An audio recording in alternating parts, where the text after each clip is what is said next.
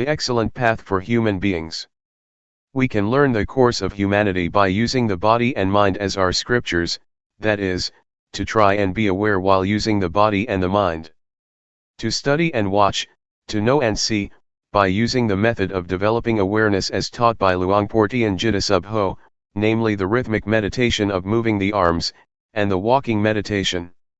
To intentionally make movements, in order to first see the body, which is coarse, and later on, to see the mind or to see thought, concocting things up. Let's compare developing awareness with a child learning how to write. When the teacher writes an A, or a B, on the blackboard, the child remembers it and can write it too. Studying and knowing about the body and the mind is similar. First, we have to train in awareness to see the body and mind clearly, then we will be able to use awareness well. We practice the rhythmic and walking meditation, in order to clearly know with awareness the movements of the body. When we see the movements of the body clearly, we will see the mind clearly also. We don't have to go and look for the mind, but we depend on watching the movements of the body, which will automatically take us to the movements of the mind. Keep watching the body all the time, try and watch with intention, acknowledge the feeling that arises at the time the body is moving, for example while doing the rhythmic and walking meditation. In one day, one can know many, many times. While being aware of the movements of the body, sometimes there may be many things that delude one, for example thoughts that arise unintentionally. Usually this happens when we're doing our best to develop awareness. Take it to be a lesson, an experience that comes to teach us something, to come back again to the body and re-establish awareness with the movements of the body. Delusion teaches us to not be deluded. For people who are peaceful by nature, it is easy to be aware and to have sati sampajanya. The practice of meditation places much importance on awareness, and always feeling oneself, realizing one's actions, because sati sampajanya is able to change what is bad into good, and what is wrong into right. One who is aware tends to do what is good, because awareness is the source of sila, samadhi, and panya. So, we find a method to study and understand our minds by watching both the body and the mind. When we are skilled at watching the body and mind with awareness, and we clearly understand the body and the mind, we will know what merit and evil is, and what religion means. We will come into contact with virtue, firmness of mind and wisdom. We don't just think about it, we experience it. This is a law of nature. Therefore, make effort to always watch and see the body, knowing and seeing it through the mind contacting it. It is just like a teacher writing something on the blackboard for the students to see. First we have to make an effort to watch. Determine to watch until you won't forget. Before, the A and the B were on the blackboard, but now, we contact the A and the B in our minds because we've paid attention. Watching the body and mind with sati compares with a computer that records information. When we put information in our minds by regularly training in watching and seeing, we evolve. This makes us see the body and mind as it really is. Understanding and knowledge about our bodies and minds will arise until the course of humanity is finished. This is called realization. Realization compares to stepping out of the darkness. We see our own minds and we don't get caught up in various manifestations. We see physical and mental things for what they are.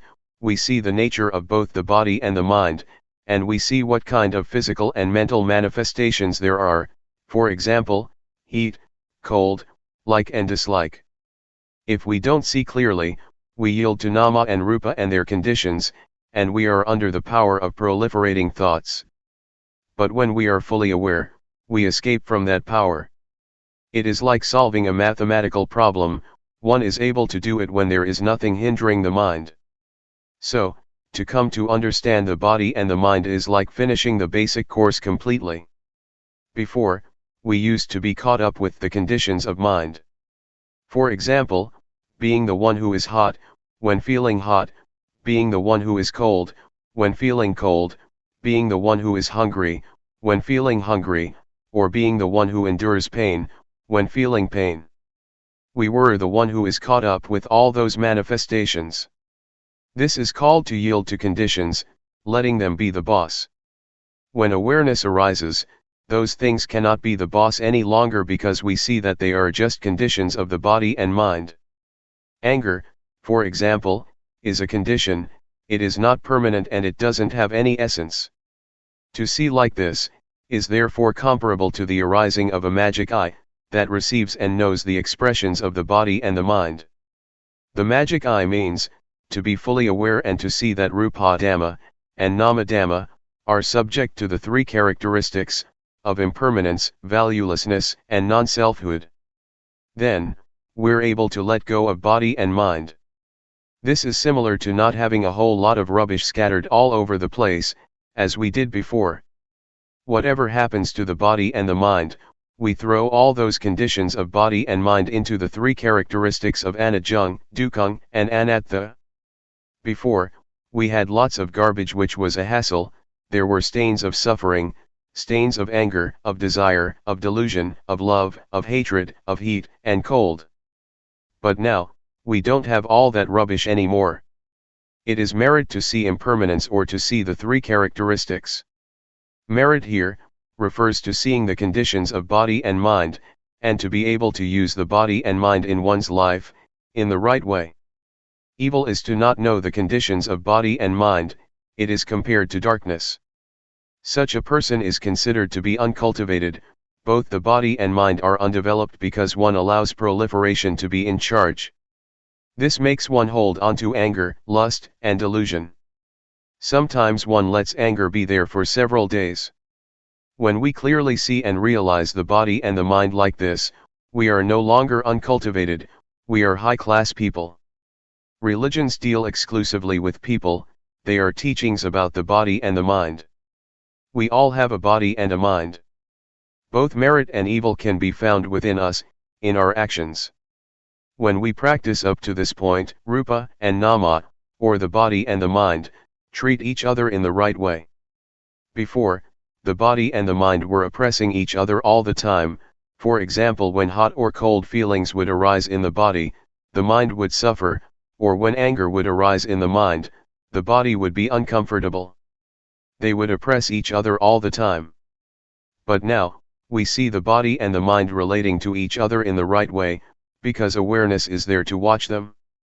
When we know this much, we have a foundation in practice and we make continuous progress. It is similar to passing elementary school with good marks, and thus having the opportunity to study in high school. Having a foundation means that we're fluent in watching proliferation arising, this makes us see the concoction that's going on. When the state of seeing arises, we don't get carried away with the proliferation that arises. This seeing is an important principle because it is able to smelt and digest all of the defilements. This compares to studying well and being able to read and understand the meaning. From the state of continuously watching, we come to see convention and suffering. The state of watching gives rise to fluency, it is like having a good tool, it makes us proceed on the road of life all the time, and we don't get to a blind alley. Not seeing suffering, or the suffering connected with the body and the mind makes us grasp onto it, all of which is a burden. When we see clearly, some types of suffering drop off immediately because we see the world as being full of convention, some of it are material things, others are mental. Even language is convention, the world is full of it. It is called the conventional norm. In the past, I learned many superstitious chants, I used to sit and recite them at night. I had verses for making holy water, for going into the forest, for dressing, for eating, for leaving the house and for catching cows and buffaloes, for all of it. It was over the top. The happiness I got from it was little, if any. It is like a trader in kapok or fiber, he or she gets little money. In terms of merit, it is little merit and it is not lasting. But now, I'm no longer a trader in kapok or fiber, now I'm a trader in diamonds and I get loads of money. Seeing convention makes one able to completely give up on those verses. For example, the chants about the 108 virtuous qualities of the Buddha, belief in various ceremonies, invulnerability verses, which one has to recite until one feels that one becomes big and one's skin becomes tough. These things I have completely discarded. Instead, lightness of body and mind arose. I realized what convention is. Whatever somebody does, I understand it, whoever does right or wrong, I know. When I fell into the well of knowledge, I saw all things in the world as being full of objective matter, ultimate meaning, and changing conditions. I saw that all things have causes and are conditioned. For example, I saw that sometimes an object can be supposed as good, as bad, as likable, or as not likable.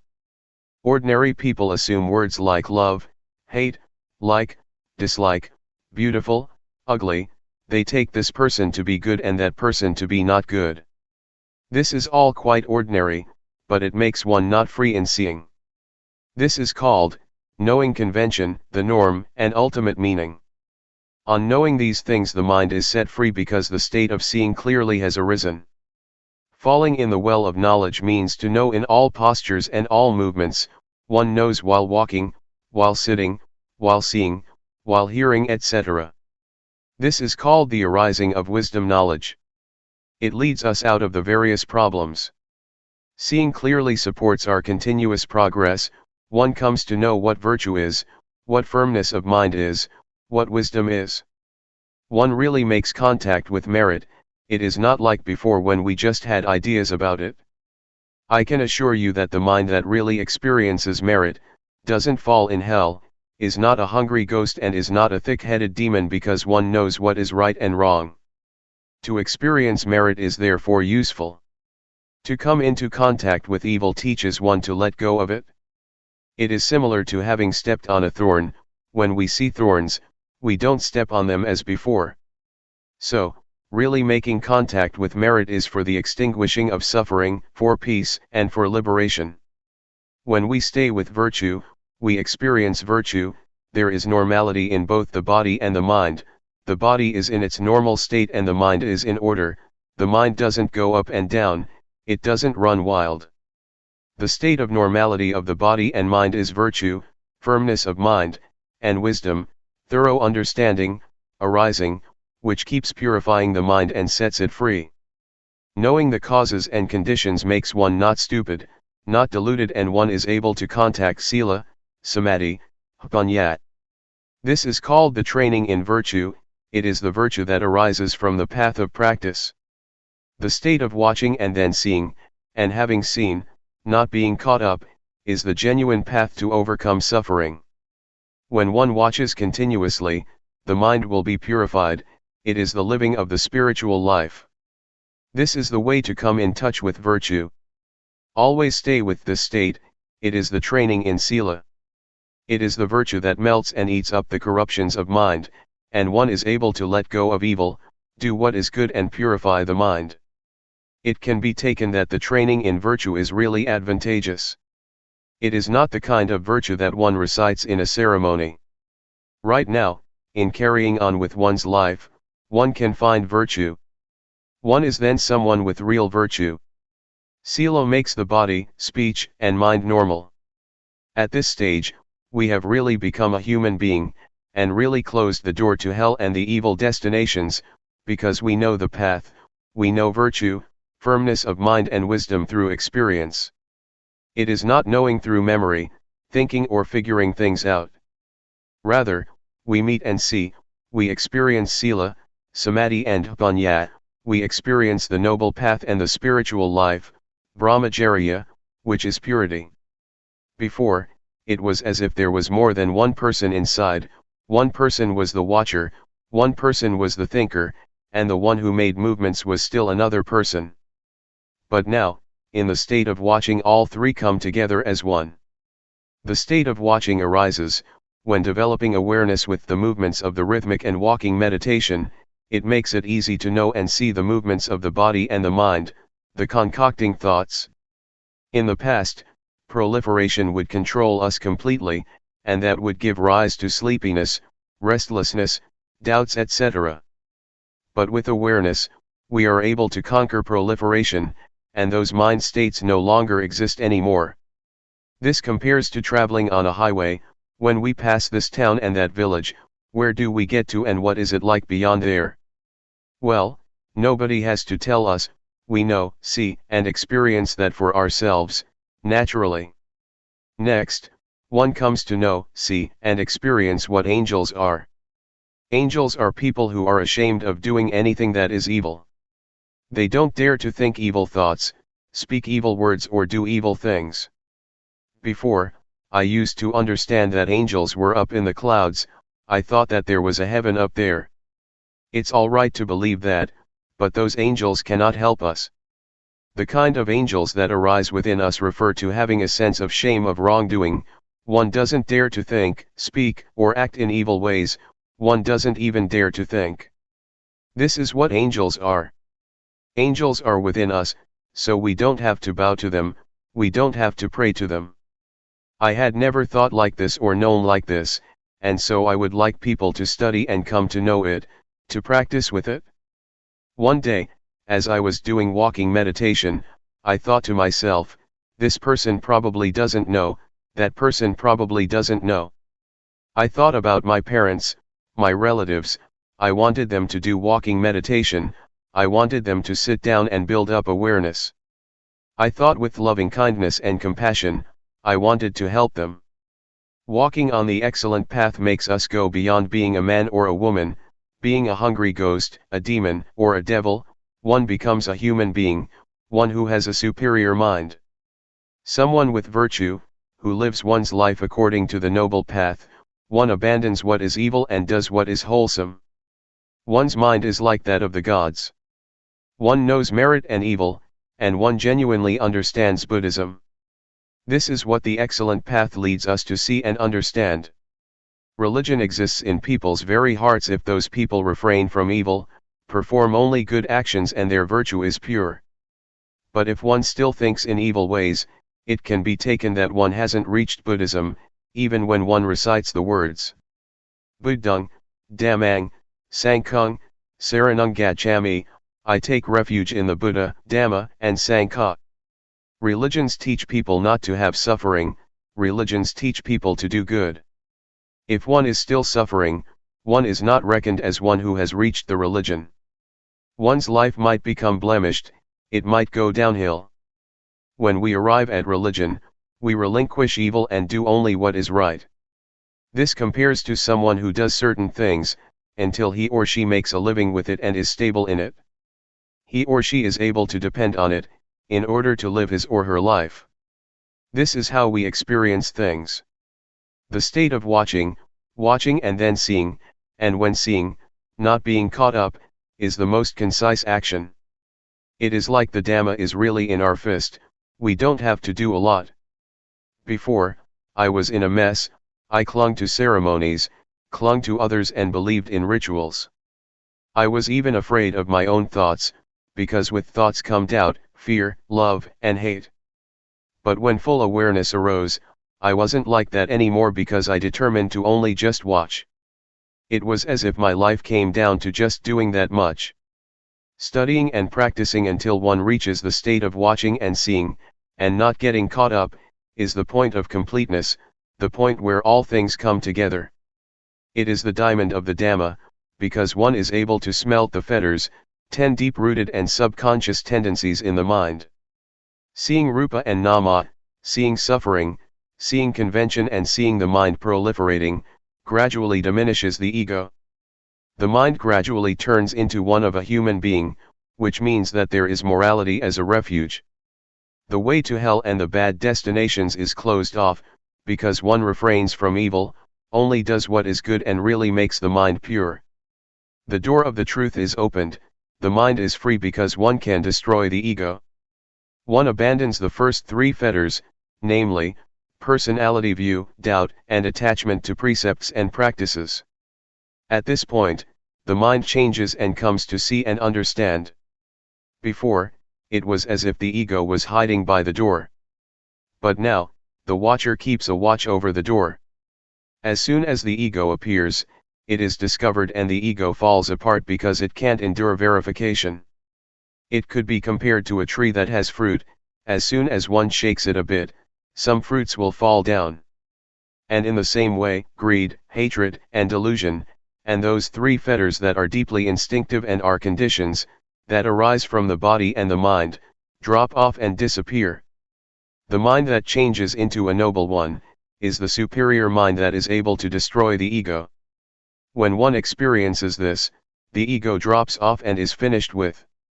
It is as if wholesomeness and unwholesomeness, or dirtiness and cleanliness are separated. Being a noble one is to have this kind of excellent mind. This is how the mind changes. It is not a matter of changing clothes, or changing one's words.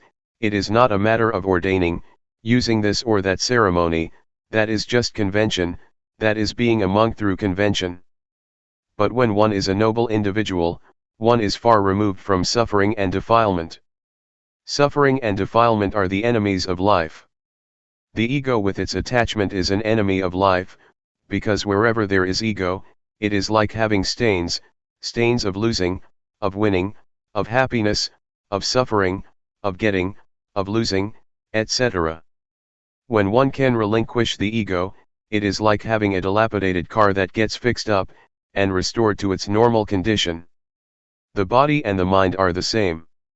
The path of Dhamma takes us to this point. It is the excellent path, it is number one, it is the superb path of life. When reaching this point, one experiences what it is to be a noble one. The mind that makes this shift, is a diamond of Dhamma, it is the doorway to truth. As we chant in the evenings, the Sangha that is born from the good Dhamma, is endowed with such virtuous qualities as practicing well. Being born from the good Dhamma, is right here, the noble Sangha is born right here, it is born from developing awareness, until one reaches the very state of watching and seeing, and on seeing not being caught up. This state of watching is the path, it is the spiritual life. If one compares it with a road, it is a smooth highway. Lust, irritation, conceit, and attachment to views and opinions, that one used to have and was caught up in, dry up. Comparable to fruits that are, all shriveled up, still in the tree. Purity arises, it is high sila, high samadhi and high panyat. It is the aggregate of virtue, firmness of mind and wisdom, and they get better all the time. The body doesn't do anything bad, speech doesn't say anything bad, and the mind doesn't think anything bad. One is separated from evil and one gets further and further removed from enemies. Suppose, before, we were driving very slowly along a bumpy road full of holes. As soon as we get to the smooth highway, we can drive at ease and we don't get stuck, we can keep going. One becomes skilled at being in the state of watching, seeing because of watching, and on seeing not being drawn in, it becomes more and more an art. Whatever one does, if one is an artist, one can do it excellently. For example, a painter who uses just a single pen or a single brush. He or she is able to fluently produce an image of a mountain. It is a magical thing that improves continuously. I try to bring up comparisons through using convention, because the truth is sometimes hard to put into words. When the state arises where there is supreme virtue, firmness of mind and wisdom, the supreme spiritual life and supreme purity, one abandons the various things that used to intervene, both in the body and the mind, it changes altogether. Whatever passes, whatever one experiences, one really knows and sees it for oneself. It is like when we finish something, we know that it is finished. One reflects on the Dhamma that one knows and sees and liberated one, how did it arise? There is more and more a sense of separation and reflection, happiness and joy arise. It is comparable to being pulled along by a current, going to the sea, one doesn't have to make any effort. Or it is like a strong man, he is able to lift up weights immediately. It is the same with the paths and fruits of practice, from the first stage of enlightenment upwards. It is smooth and refined. This can destroy the ego, and the defilements starve. At this stage, no perception arises and there is no deluded identification. It feels like it's hard to think and get carried away. To go back and think in ways that make one be something or other, makes one's hair stand on end. Anyway, neither the mind nor the body would be caught up in it. The corruptions of mind shrink back. One can no longer think like that. Old perceptions have disappeared. It is as if one is born anew. Having arrived at this point, it seems as if the ego is gone. There is nobody left. The self has been burned up by knowledge. It is like shriveling up. It is the ending of all perception. The mind is free. It is as if a state arises that is parted and disconnected. It looks vague and indistinct. The five aggregates that one used to cling to, that were the germ, now don't get anything to eat and so they starved and a separation takes place. Before, form, feeling, perception, volition and consciousness would work together, but they would each have their own function. Now, they dried up, everything shriveled up, as if they had become loose and come apart. Sometimes I would still be deluded enough to connect them, but they wouldn't hold together. Even when connected, there were only just processes. All speech and all thoughts were purely just processes only. It was the end of proliferation in life, the finish of craving and attachment. When reaching this state, one knows that the paths, the fruits of practice and nibbana, really do exist.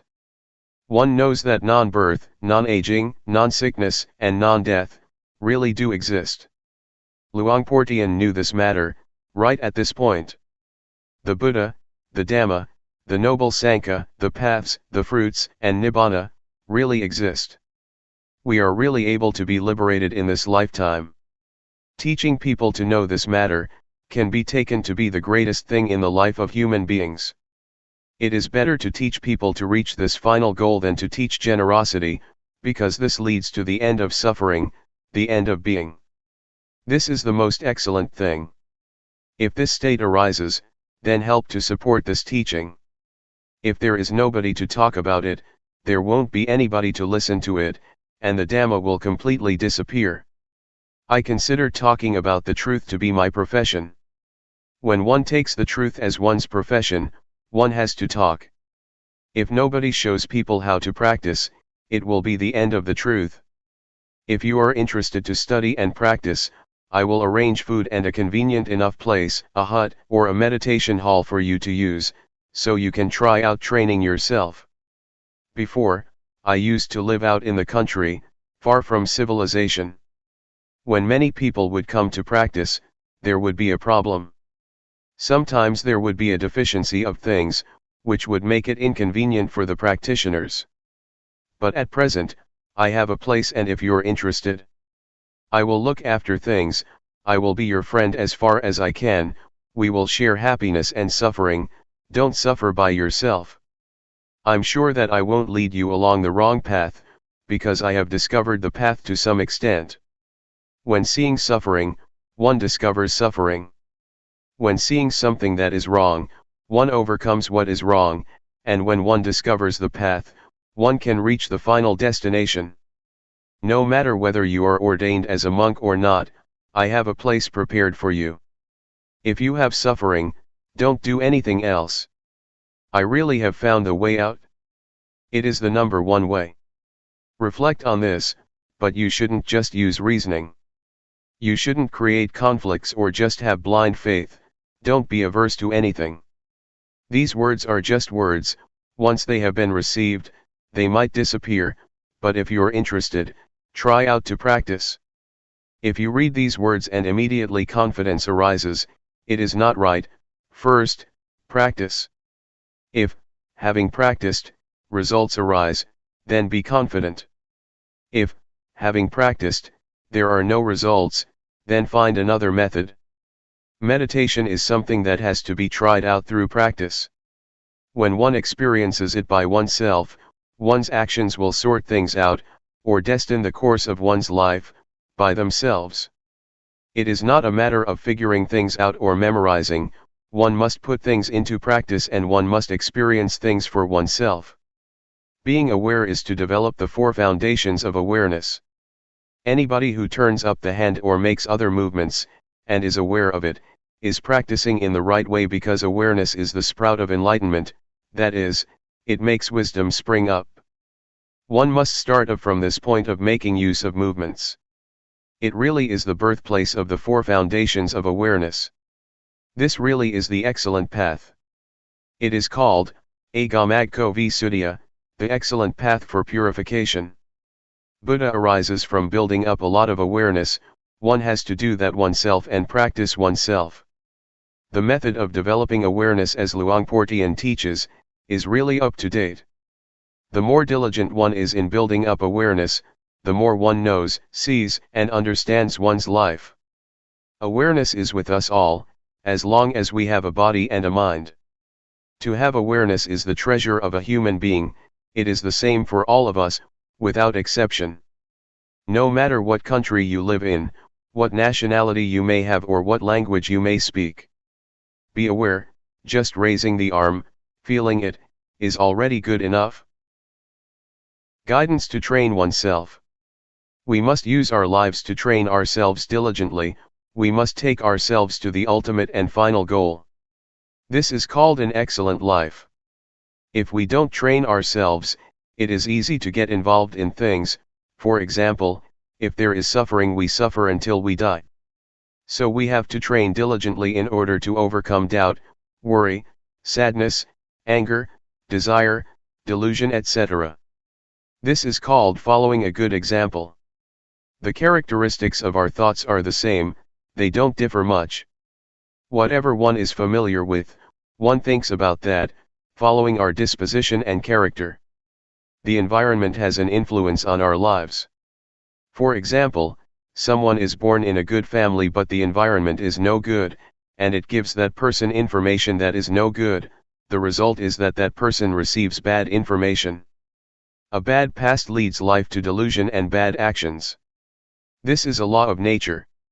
There are certain states of mind that we shouldn't surrender to, such as doubt and worry, because we still have a way out. Try to reflect on the examples that good people set. The Buddha, for instance, he is the founder of a religion, the enlightened one, the one who clearly understands the world. We should study his example, so that we will understand why the Buddha, the Dhamma, the Sangha, religion, merit, heaven, and Nibbana, really do exist. If we still have doubt about this, it means that we still have suffering. We must understand these matters clearly and go beyond doubt. If one still tries to figure these things out, still doubts and worries, one still suffers. These things should be understood clearly and doubt should be done with, because there are teachers that can teach us how to know and see these things. In the past, I heard that Luangpor Teean Jittasubho was a teacher who taught how to clearly understand merit and evil, heaven and hell, and the paths and fruits of practice. Since I had doubts about practice, I went to study with him. When I first set out to practice, I still held on to views and opinions, and didn't accept certain things that Luangpor taught. I would use reasoning to contradict his teachings, and consequently like and dislike would arise. These things are hindrances that prevent knowledge and understanding from arising in practice. Therefore, when a teacher gives advice, one should first study and try it out through practice. Luangpor Teean taught me to develop awareness, which I had never come across or seen before. He taught me to have sati, and to be diligent in building up lots of awareness. Awareness, as I had learned it as a child, and at the time that I was studying the Dhamma, meant to recollect. I had trained in awareness with other methods, for example the kind of meditation where one sits with eyes closed and recites a mantra, in order to make the mind peaceful. I used to do it that way. Everybody seemed to be teaching like that, to sit with the back so straight that one starts to sweat and one gets backaches. Some people are very serious and force themselves. That's the way that I used to do it. I trained in this until the mind became peaceful, and happiness arose which was pleasant. When I trained with Luangpor Teean, he taught me to be aware and not to go for peacefulness. He taught not to control thoughts but to just know indifferently, which was certainly a strange way of teaching. Before I could catch the awareness in practicing, there were definitely many things that snared me. Sometimes, I fell back to my old practices, and as soon as I would raise my arms to do the rhythmic meditation, I would go back to being peaceful and stay with happiness, because that was more convenient than diligently knowing. An old man of over 70 practiced together with us. He advised me not to just sit there being peaceful, because that is not useful at all, but rather, to be diligent in building up the quality of knowing, to be aware while making movements. He kept guiding and looking after me. In the end I asked myself, what's the point of being fooled by thoughts? That's just an old habit. Let's train and be diligent in building up the quality of knowing. One has to control oneself by determining that, if I get lost in proliferating thoughts, I will try to be aware by making use of objects to know, such as movements of the hands. As soon as one turns up the hand, one really feels it, one really sees it by oneself. Whenever the hands move, one is aware. When one can catch the feeling of moving more and more often, proliferation gradually diminishes. In this way, I got a foundation and really saw results. Previously, I used to think about the future and the past, but now concoction would stop on seeing thought, and I would stay with the present, stay with the movements. One really knows the movement of turning up the hand, one doesn't have to wait for even a second. One knows again and again, one really knows many times. When there is truly a lot of knowing, one becomes diligent in building up the quality of knowing continuously, just as when one keeps diligently working and gets lots of work done. So, if one really catches the quality of knowing, and one is really diligent in building it up, one gets plenty of knowing. It is useful to have lots of knowing, because whenever one gets lost in thoughts, going all the way into the past or the future, the quality of knowing pulls one back, so that one doesn't easily flow with thought. Whenever one is swept away with proliferating thoughts, one immediately comes back, one is really able to come back.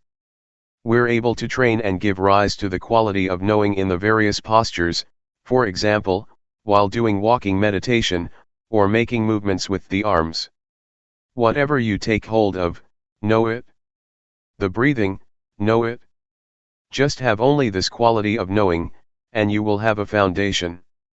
Before, I used to stay with the breathing. I would recite a mantra and seek peace, I would force myself to be peaceful. It is useful to practice like that because one gets peaceful and understands what peace is.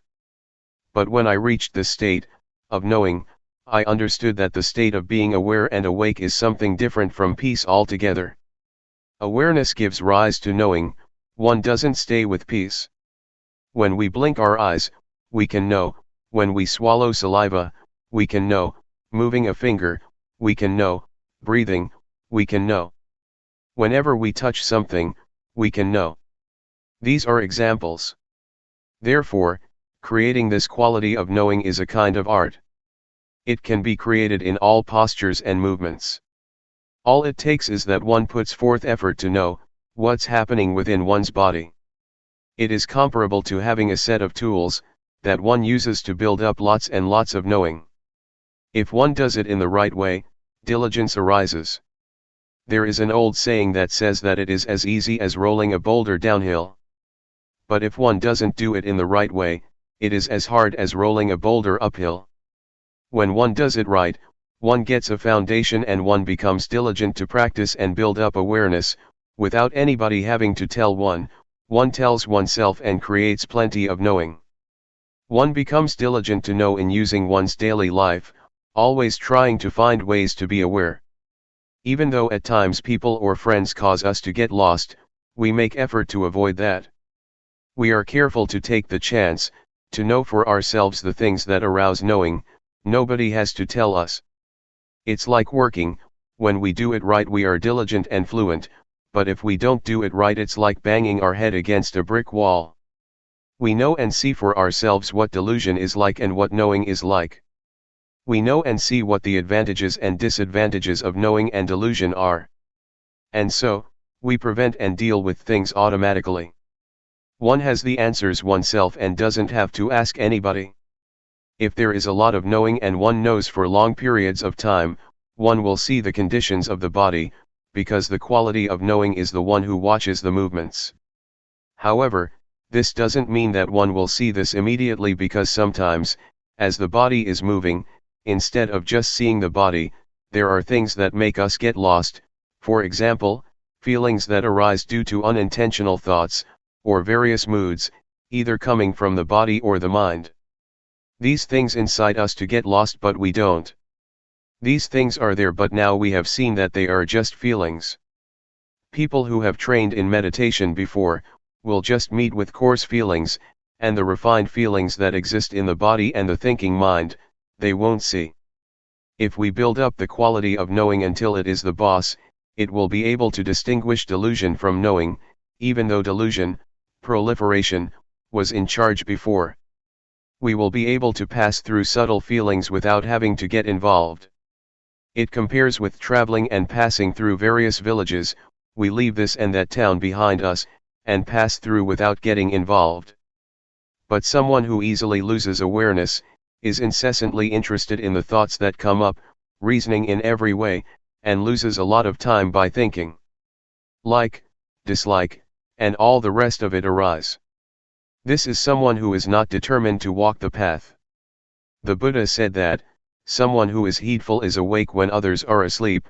Such a one leaves foolish people far behind, just as a well-trained horse leaves a horse without strength behind. Not getting involved with proliferating thoughts that arise is like this: one moment of knowing is to be removed one moment from not knowing, from delusion. One gets further and further removed and one becomes skilled in knowing. It is easy to know. Before, it was easy to get lost, but when one trains oneself it becomes easy to know. The feelings and the various thoughts that make the body move are nama dhamma. When the quality of knowing sees this, one understands the body. Before, the quality of knowing wasn't there yet, and one had not yet discovered that it is thought that orders the body around. One assumed that there was a self that was moving. But when one understands rupa and nama, one understands that rupa is something solid, composed of many things. One knows heat, cold, hunger, and pain, because of rupa. Nama is the mind, feelings and thoughts. It receives and knows all kinds of things. There are innumerable conditions that arise together with the mind. Anger, worry, desire, and delusion, are some examples of coarse ones. They make the mind run wild and it takes them to be self. Actually, they are not self, but one doesn't know that they are conditions of mind, and so one acts following them, until those various conditions give rise to a sense of self, of me, being like that. But when the knowing watches and sees them, one understands that they are only just conditionings of the mind, and one can let go. To sum up, the body that is alive is a lump that consists of two things, namely, rupa and nama. At this point one knows how to separate rupa from nama. And so one clearly realizes the relationship between rupa and nama. This may be called the arising of insight knowledge. It is a really clear realization. Reality doesn't deceive. This point can be taken as a universal standard. Teachers cannot deceive disciples, and disciples cannot deceive teachers about it. Whoever comes to this stage, no matter what nationality one has, or language one speaks, one will see like this. Having seen it, there is no more problem, no more doubt. One abandons and puts things down, right there. When we have our eyes open we can see all sorts of things. For example, we see that this is a rock, that is a tree, and that is a snake creeping over there. It's good to see. If we don't see it's dangerous, but when we see, we're safe. But seeing with the eyes can still be deceptive because it is not a realization. Realizations don't deceive, rather, they set one free.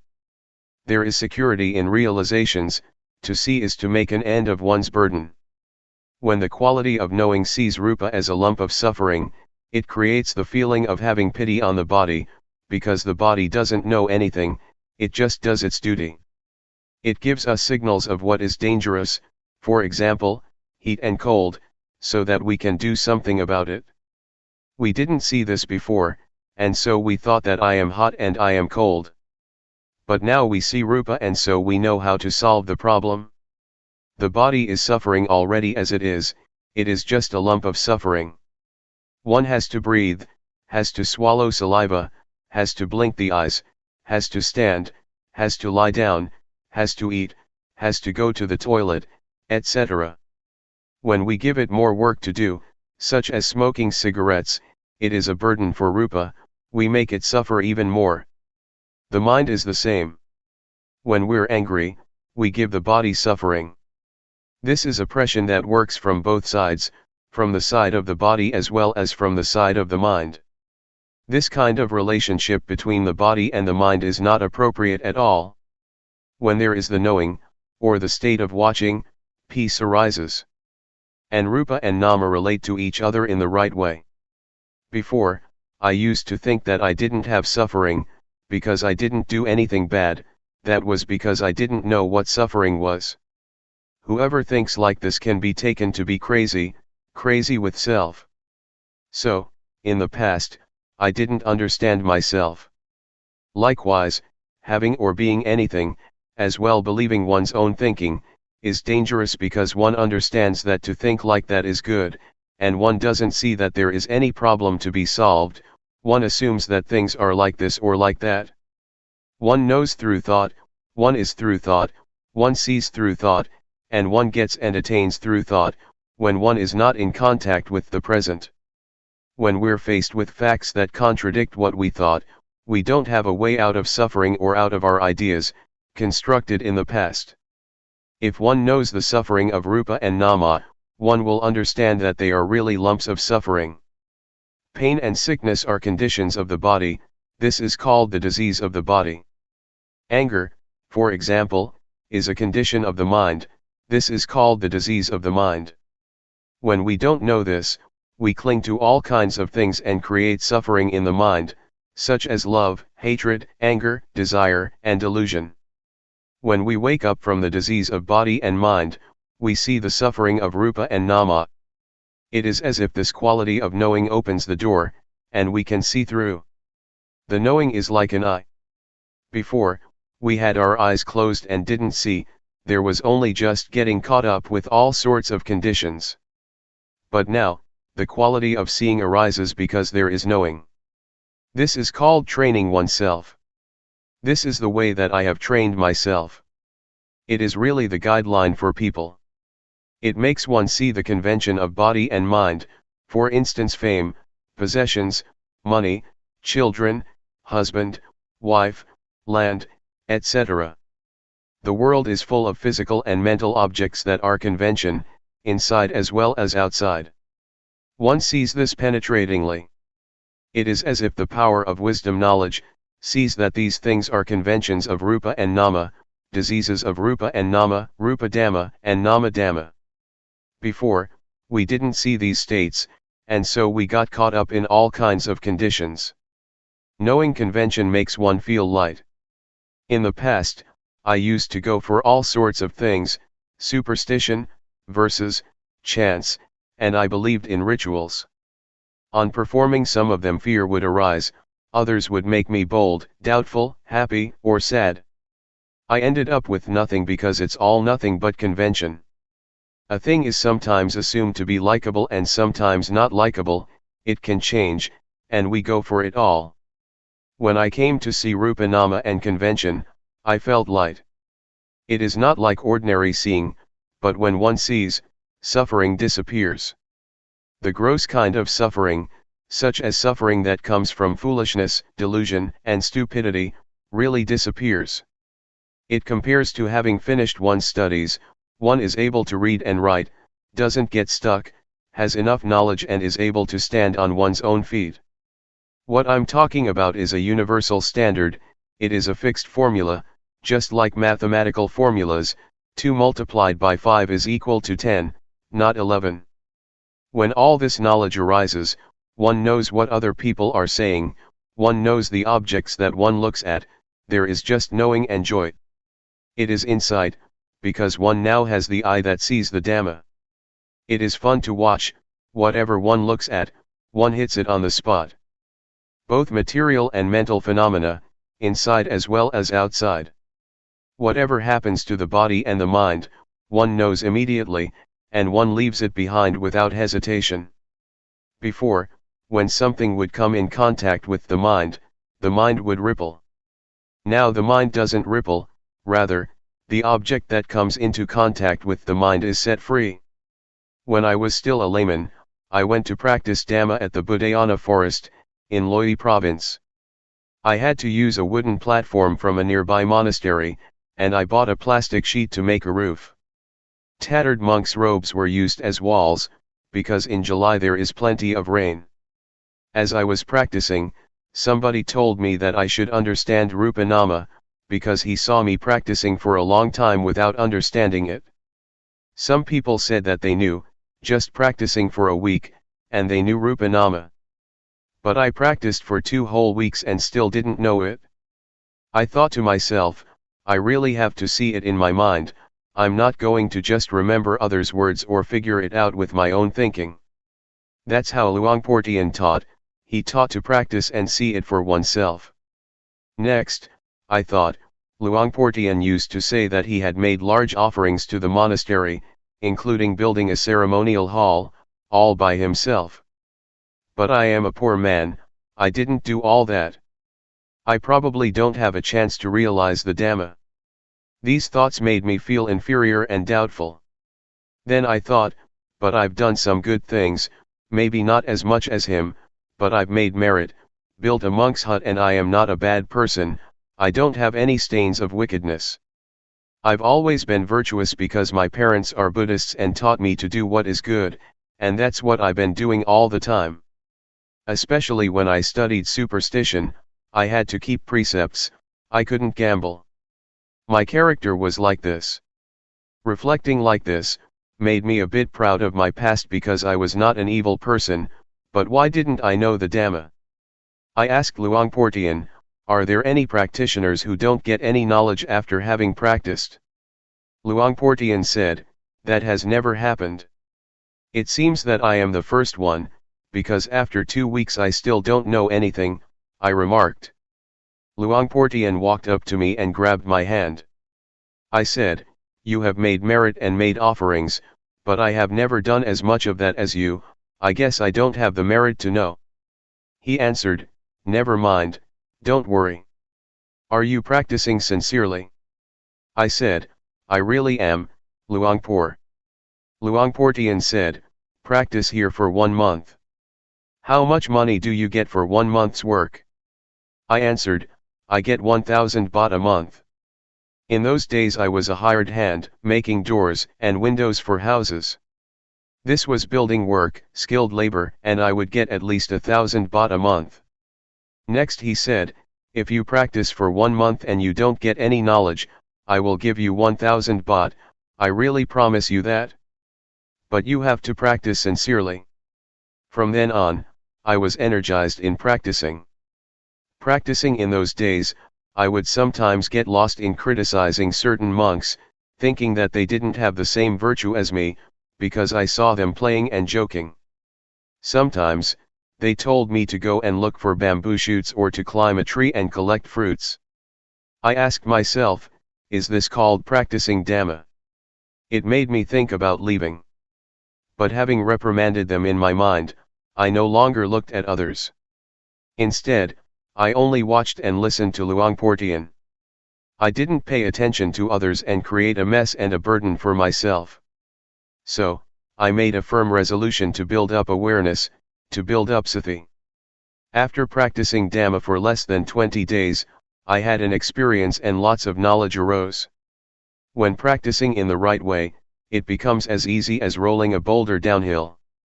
But when doing it wrong, it is like rolling it uphill. Doing it in the wrong way is just a burden, there are many things that one doesn't like, and then one goes and thinks about them. One is thinking, reasoning, liking and disliking like a madman, and this makes one not attain the Dhamma. Building up the quality of knowing, or awareness, is not something one can think up, rather, one has to practice in order to know. In the past I had been an occult healer, and had verses and chants. When I built up the quality of knowing, that stuff just dropped off. I didn't do anything about it, I wasn't the slightest bit reluctant to give it up. There was no more foolishness, delusion, attachment to rituals, and playing around with witchcraft and sorcery in my mind, from that moment onwards. I used to think that I was a magician, able to heal the sick. An invulnerability chant has to be recited until one feels that one's body swells up, and becomes so big that it squeezes against the walls, or until one perceives a razor blade as a blade of grass. Then one has reached the end of the recitation. To do this well, one has to recite often. Magic chants depend on recitation, they depend on training in psychic powers. Sometimes I would chase off ghosts, I would cut off their heads with a sword, making a loud sound. I've done that for many people. When I built up the quality of knowing, I stopped doing all that stuff. One day as I was practicing, Luangpor Teean came walking over and asked how I was doing. I answered him without being afraid of anything, I know Rupa Nama now. Luangpor Teean said, if you get understanding from practicing in this way, then do more of it. Try to keep up with thought, watching it. This refers to unintentional or sneaky thoughts. If no thoughts occur, then watch the movements of the body. Whenever thoughts arise, be in time to watch.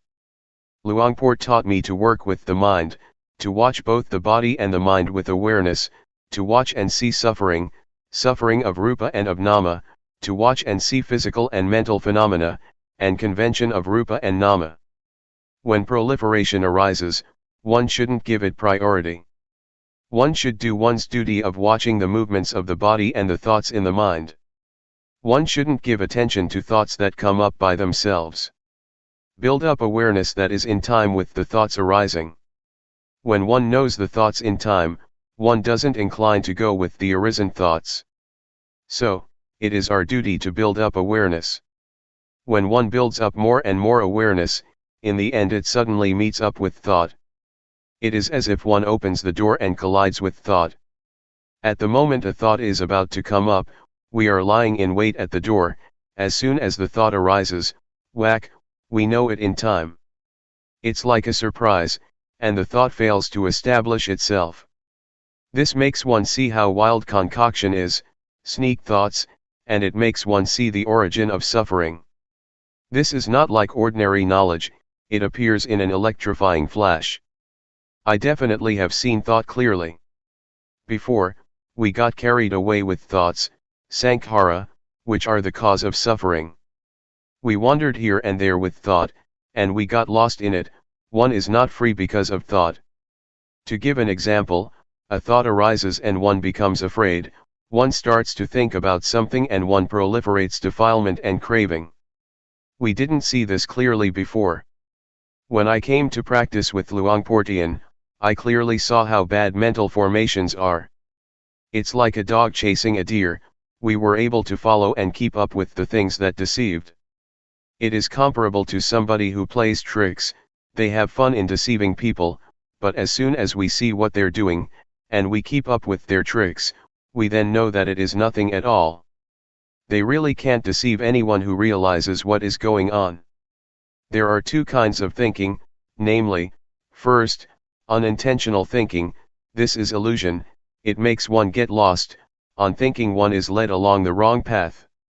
Second, intentional thinking, never mind about that, one deliberately thinks about something well, one makes use of thought and having finished thinking, that's the end of it. Intentional thinking is crystal clear, it makes one understand merit, demerit, and the nether realms, one experiences these things clearly.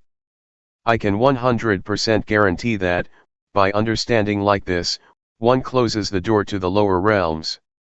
One can be said to be a human being. In the past I was still just a person, because I didn't see convention, I didn't see Rupa Nama. But when I could keep up with thought, I stopped being merely a person. I had more happiness than before, I no longer played about like before, it was as if I had reached the shore, to some extent. If one compares it to a trader, I was a trader in diamonds and got heaps of money.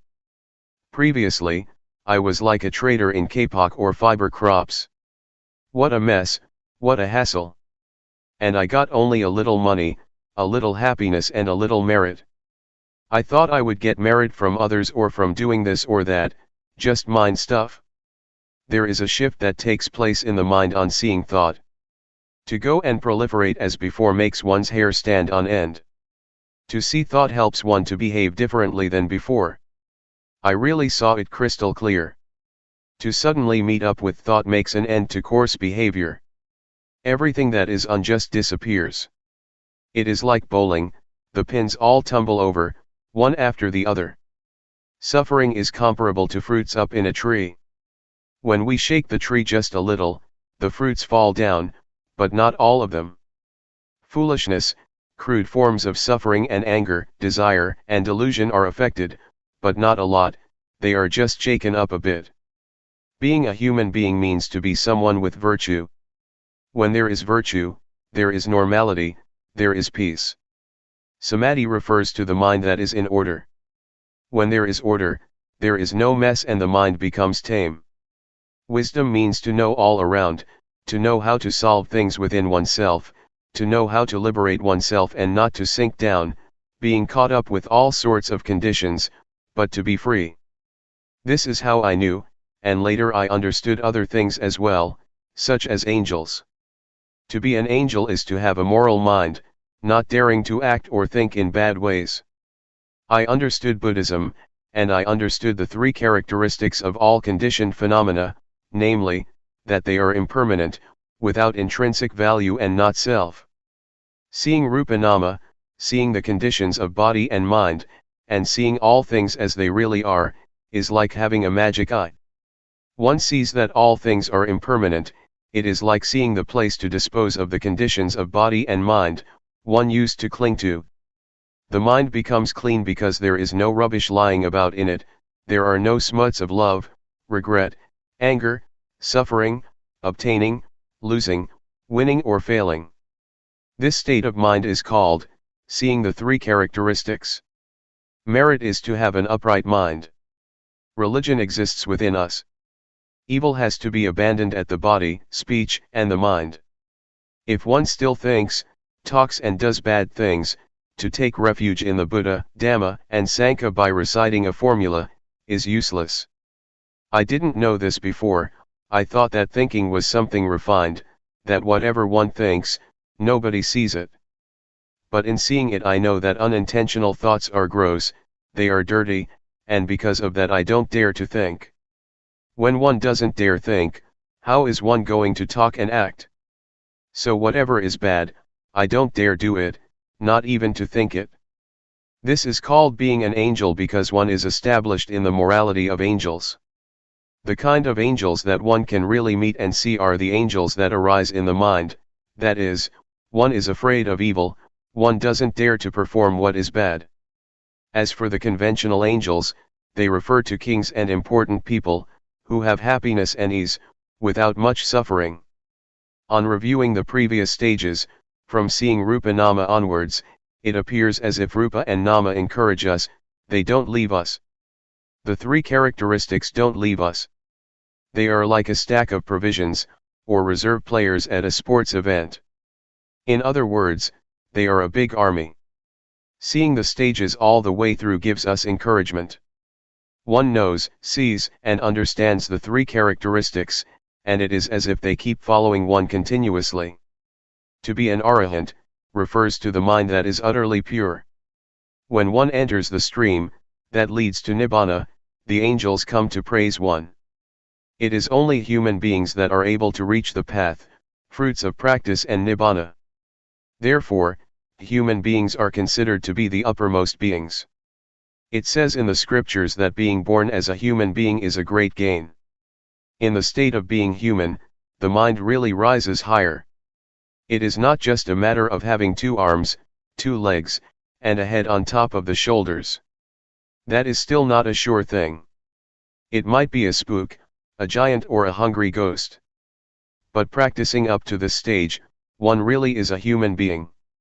When one walks to the plane at the airport, there are certain conveniences.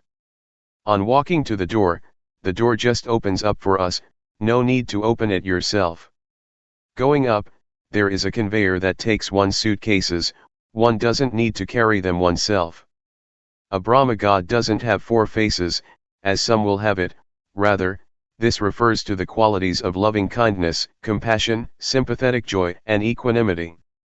When I understood like this, it made me think of those who don't know yet. I wanted people to know and see. I thought of this and that person. I thought of my father has died. I thought of my mother. All right. I'm going to teach my mother. I'm going to teach my brothers and sisters. What I've been saying may not be all of it, but if one really studies and practices, one will know many things and doubt will come to an end. It will make one see right and wrong, this is called realization. One will shift from being a person to being a human being with morality. Training and practicing until there is realization, will give one sufficient understanding about angels, about Brahma gods, about virtue, firmness of mind, wisdom, religion, merit, demerit, and Buddhism. One won't have any doubts, even about such matters as visions, ghosts or whatever it may be. The mind will be steadfast, not attached to any ceremonies. Everything comes to a conclusion within oneself, and so one stops searching for teachers. The teaching, by the Buddha, that says to associate with the wise and not to associate with fools, refers to oneself, one's own body and mind, which are wise or foolish. To love one's parents means, not to lead oneself to do bad things and get into trouble. Respecting teachers isn't just a matter of bowing to them, rather, one should revere their goodness. Don't try to find angels outside of yourself, they exist inside us. The Buddha, Dhamma, and the Sangha exist within oneself. A good person is someone who respects him or herself. When one pays respects to a Buddha image, one doesn't bow to the cement, bricks, or stone, that is just convention. Know that to be externally reverential, one should have a noble one inside. That is to say, a moral mind, a supreme mind. There is an old saying, the malicious mind is a ghost, the righteous mind is a noble one. At one time, about 40 or 50 people came to practice with Luangpor Teean, lay people as well as monks. Some people had all sorts of reactions, some people cried. I've never had those kinds of problems. Even when some visions did arise, I'd see and understand it.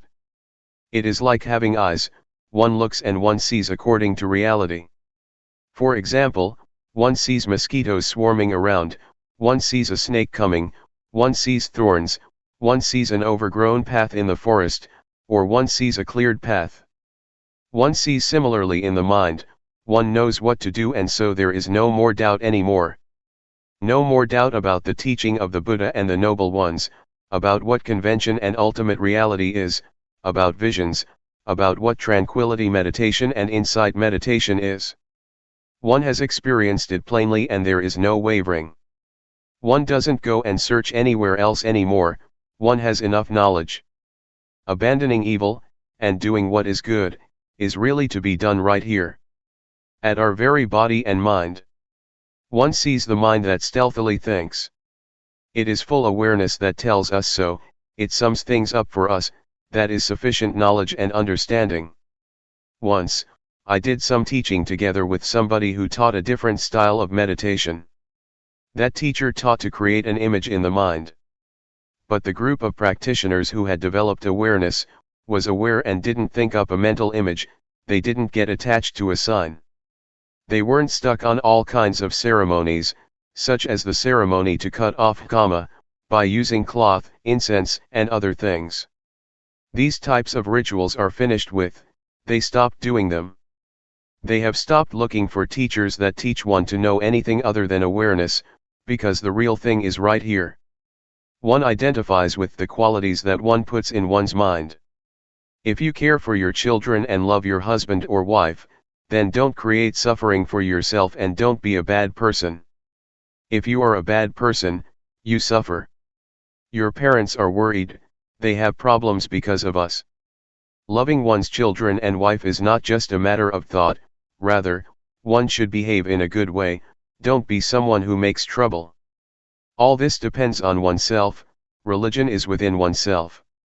When we are good people, how could we do bad things and end up in prison?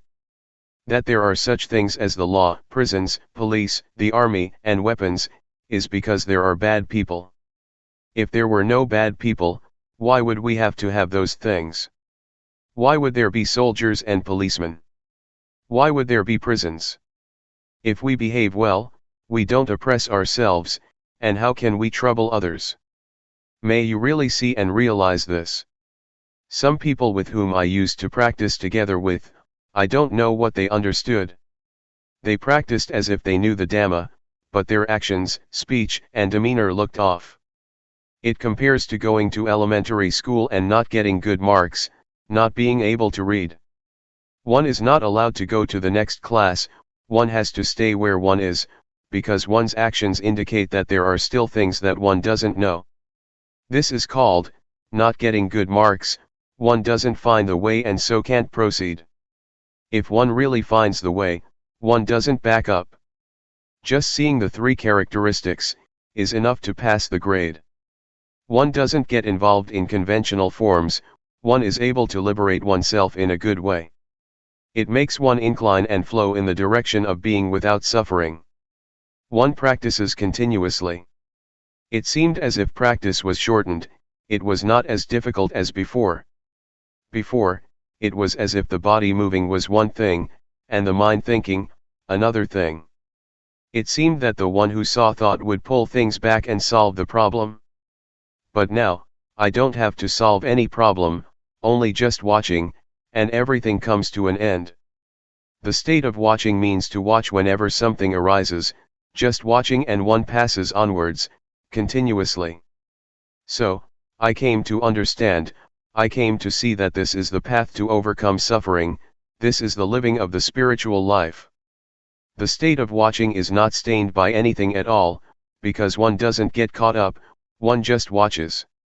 And so, one is not involved, one is able to pass onwards all the time through seeing in a pure way.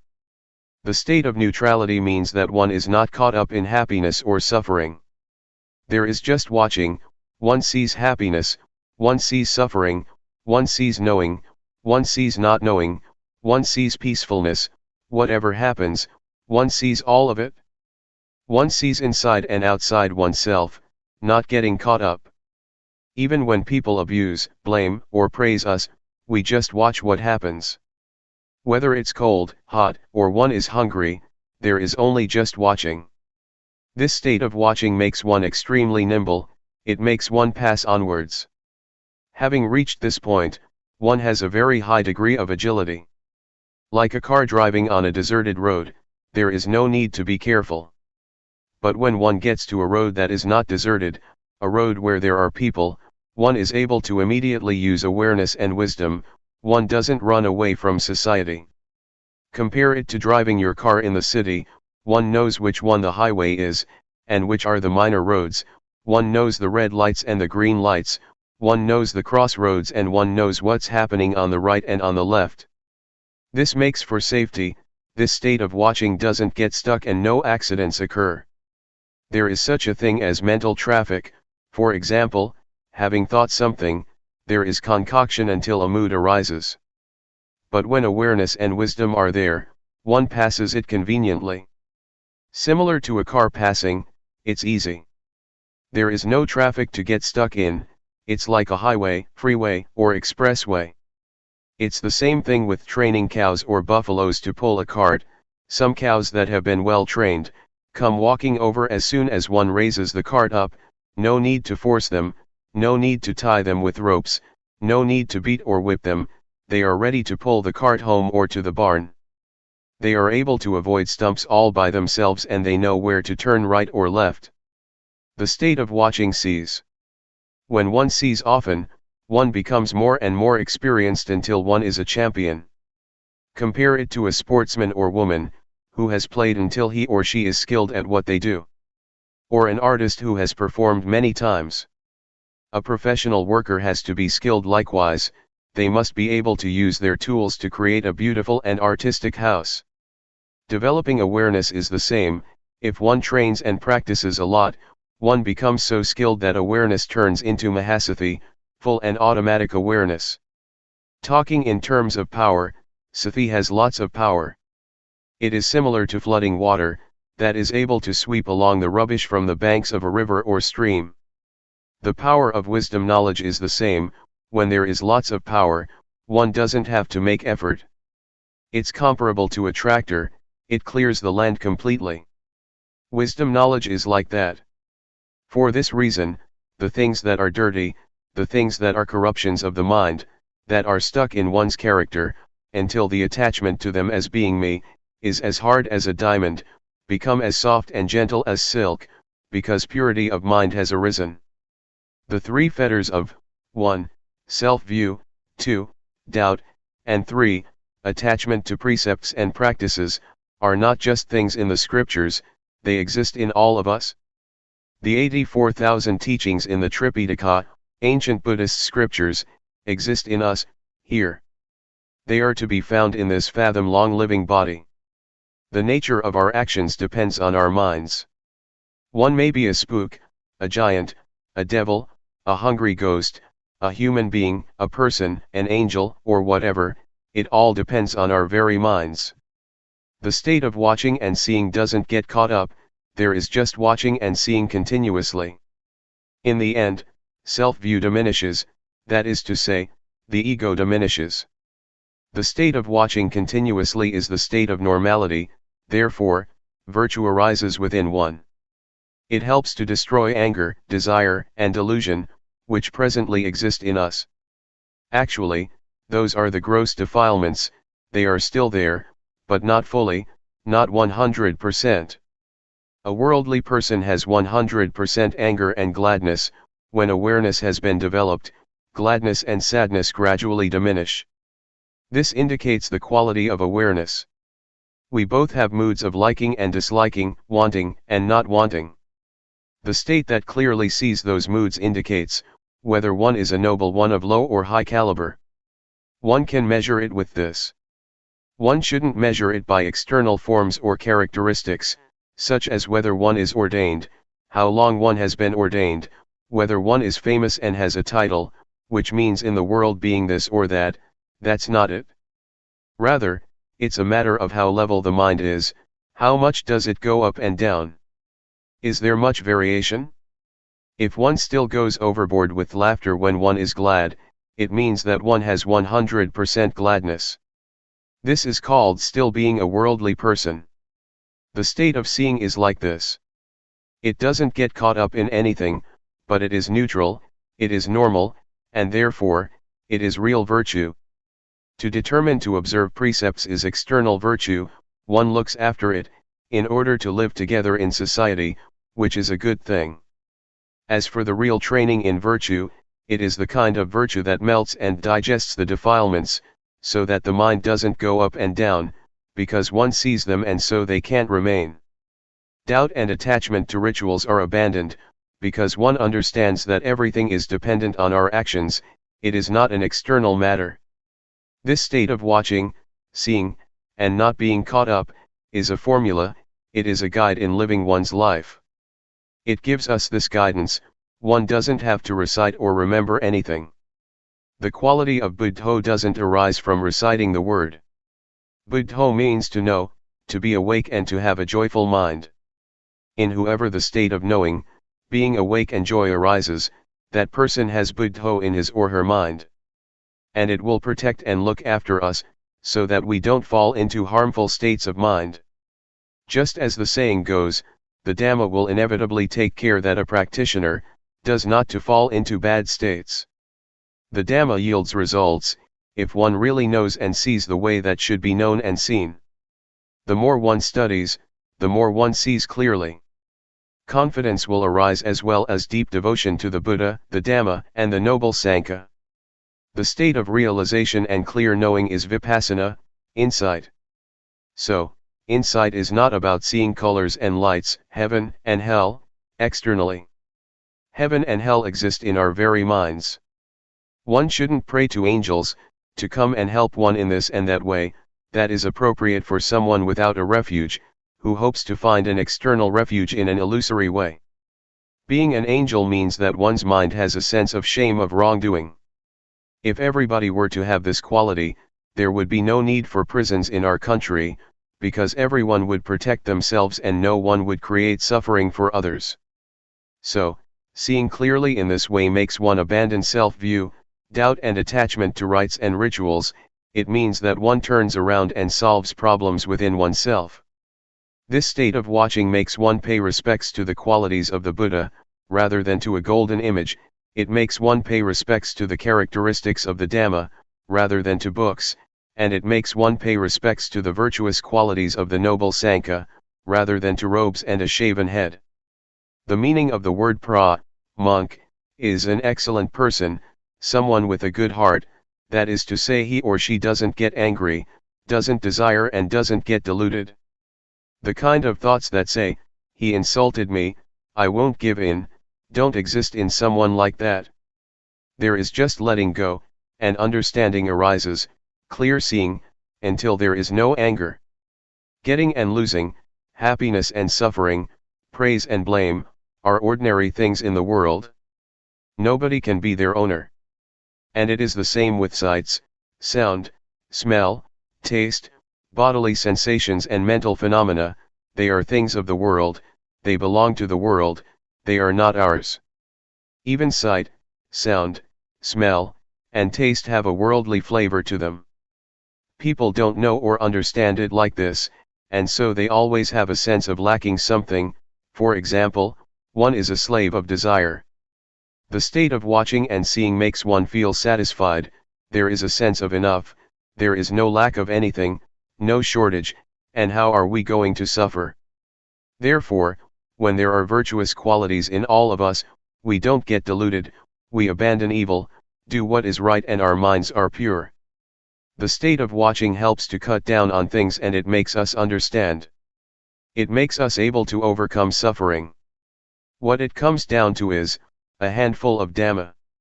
The Buddha once compared his teachings to a handful of leaves. So, understanding the Dhamma is not something difficult for someone who has reached the state of watching. This is true regardless of whether one has studied or not, because attaining the Dhamma is not connected at all with studying. Rather, it is a matter of training oneself to let go of what is bad, to do what is good, and to purify the mind. That is what Dhamma is.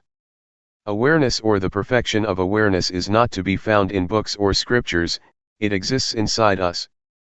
Don't be afraid of the ghosts outside, the ghosts are in your mind.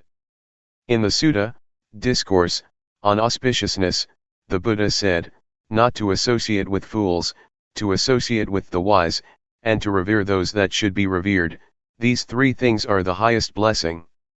A fool here doesn't refer to Mr. A or Miss B. Gamblers, flirters, people who go to bars and nightclubs, people who drink, etc., are called external fools. But the real fools are inside of us, they are our thoughts. If we think harmful thoughts, our harmful thoughts may lead us to anger, desire, or delusion. They may lead one to defilement and craving. What does it mean to associate with the wise? It means to have good thoughts in our minds. For example, when some problem arises, we let go and don't dwell on it. Never mind, it is just the way it is. This is a wise person. Trying to not have anybody tell us off, or blame us, is impossible. But if we have good thoughts and think in the right way, and we know how to let go, we associate with the wise. It doesn't mean to get attached to this teacher or that monk, or getting deluded to the physical form of the Buddha, as was the case with the monk Vakali, who kept following and staring at the Buddha. The Buddha saw that this monk was getting lost, and so he taught him that, whoever sees the Dhamma, sees me. The monk Vakali then determined to practice the Dhamma, and finally, he realized the Dhamma.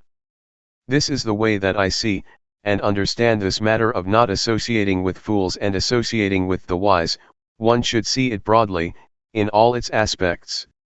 It is comparable to light that radiates outwards, that way one knows completely and all around. It is not a matter of sitting with eyes closed and knowing, but one knows at the time one's eyes are open. Wherever one goes, one knows as one is living one's life as usual, being aware at the same time.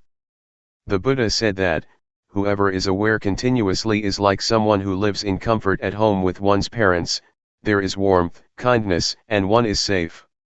What I'm saying comes from my own experience in training myself.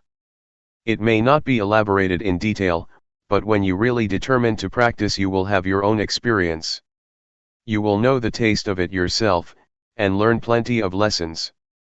We must experience and see things for ourselves, we must let go ourselves, we must be liberated ourselves.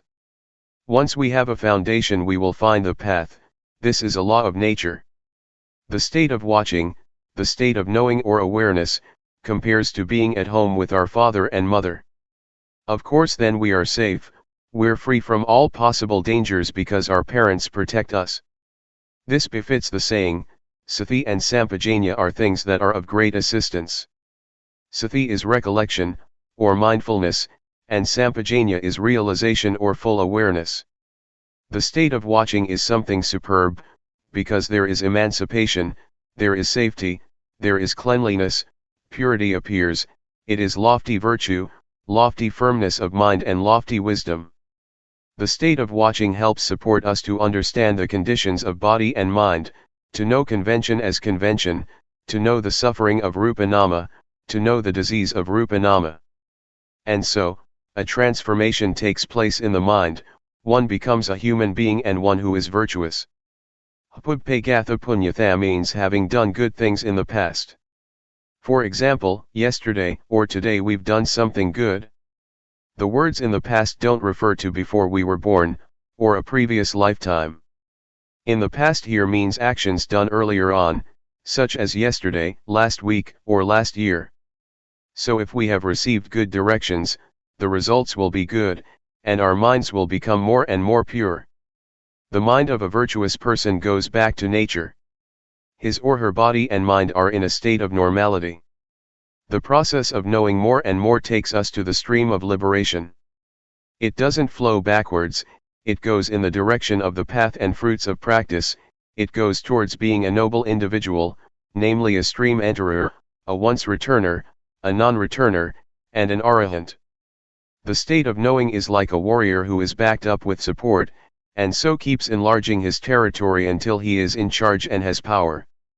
Therefore, wild behavior can't remain, the army of the Dhamma is there. It is like a warrior who is victorious, there is awareness. The state of watching and seeing is the victory of the warrior. One practices right at this point. Nothing can obstruct, there are no enemies that can resist, and so one is fluent. The state of watching makes the cankers of sensuality, being and not knowing, unable to remain. These cankers are refined defilements that ferment in the subconscious, until they become habitual. The state of watching stops the enemies, or if they don't stop, they'll dry up. It is like custard apples, some stay on the tree, all shriveled up. The enemies, defilements, surrender and don't fight anymore. The quality of knowing makes us watch concoctions in a dignified way, one is not a servant of thoughts anymore, as one was before. When proliferation starts to come up, begins to stir, the thoughts will stop when the quality of knowing sees it. It will just give up completely. When there is realization, there is nothing that can deceive. Wherever there is suffering, one is able to dig it all up. It's similar to water and oil, even a little bit of oil will always float on top of water. The Dhamma is the same, it is always on top of what is not Dhamma. This is a law of nature. Suffering, again, is the same, it cannot be on top of non-suffering. One could compare suffering with water and non-suffering with oil. I'm just comparing all the time, but when you really practice you will see clearly and have realization for yourself. There won't be any suffering and you won't think about suffering, because you regard it as unclean. Just like someone who has clean clothes on, how can they let dirty things soil it? In case something soiled it, they would brush it off immediately. It is as if in the past we were dirty. That's why we let anger and suffering stay with us for days on end. We had never met the intrinsic purity and cleanness of the mind. But when we discover the cleanness and purity of the mind, we no longer allow dirty things to be there. The suffering of clinging to the ego is a refined kind of dirtiness. Originally we didn't know that, but as soon as we really know that this is dirty, we pass through and overcome it. In this way, we're able to erase the ego and make it fade out. This state of watching leads to justness, and when justness arises, one has a proper standard, one takes it as a principle and a guideline or compass for living one's life. The state of watching and seeing makes us cross over the cankers of sensuality, being and ignorance, or whatever states are the cause for wanting to be and have. The mind is liberated continuously. In the scriptures it is mentioned that a stream enterer and once returner, first and second stages of enlightenment, are people who still get reborn, that is to say, after death they are reborn in order to strive to be an arahant, fully enlightened one, in the future. But I understand the word rebirth to mean thought, interest, or whatever causes interest. When one has overcome that, one doesn't go back and think about things many times. For example, the eye sees a form or the ear hears a sound. As soon as one perceives it in one way or another, one reaffirms it, and thinks about it again and again until, for example, craving and lust arise. For a non-returner there is only one life, this one, which refers to thoughts that sneak in just once, and they won't go back to think about old stuff. They have realization and power. Having thought once, it fades, they don't return to it, and so there is no rebirth. The word birth doesn't mean being born from mother's womb. That kind of birth happens only once, everybody knows that. But being born here, is the birth and death of Namarupa, in other words, the endless arising and passing away of the feeling of self.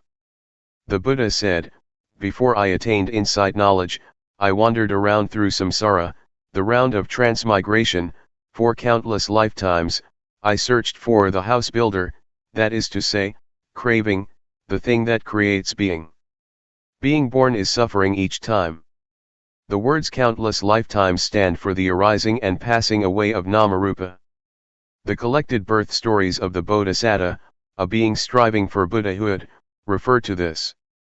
It doesn't mean that the Buddha was born as a rabbit or whatever in previous lifetimes, but there is nothing wrong with that explanation. The birth of a non-returner is a thought arising, which they immediately leave behind and annuls, so that nothing remains. It doesn't have value for him or her, and no karma is created.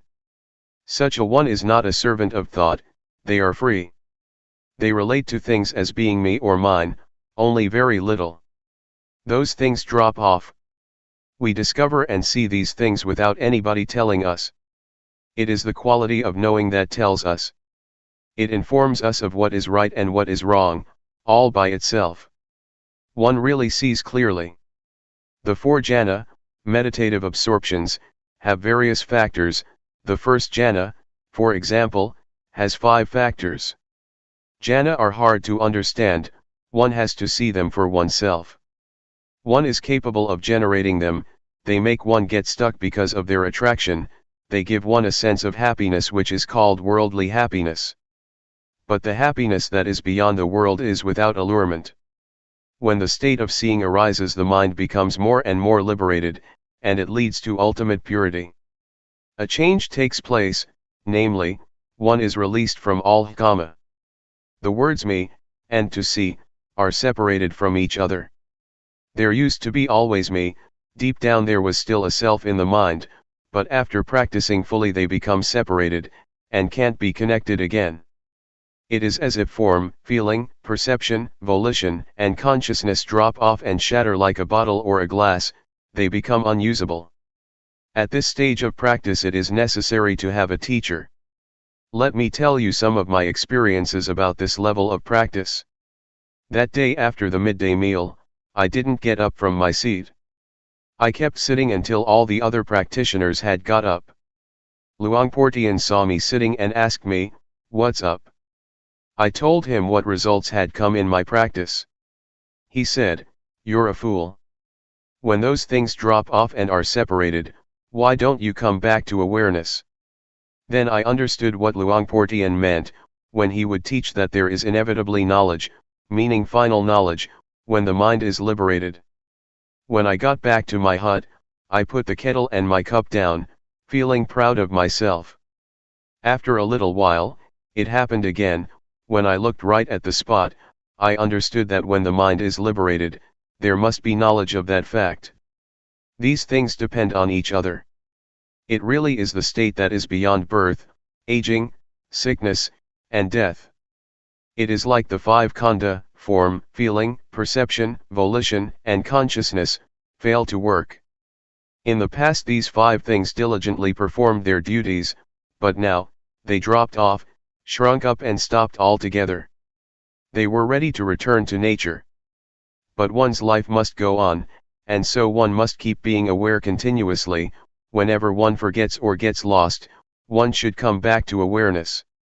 When one practices in the right way, it cannot be otherwise. Having come to this point, it made me think back to my parents. It was worthwhile that they raised me. Their son was born in order to reach this final goal. This point really is 100% nature, one really is beyond birth and death.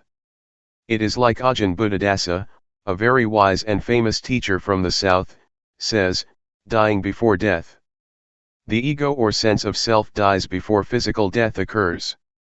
If we regard practicing Dhamma as a sport, it is a sport that doesn't die because there is nothing that is born, ages, gets sick and dies. This is how I understand and know it. Anybody can find and see it in the same way.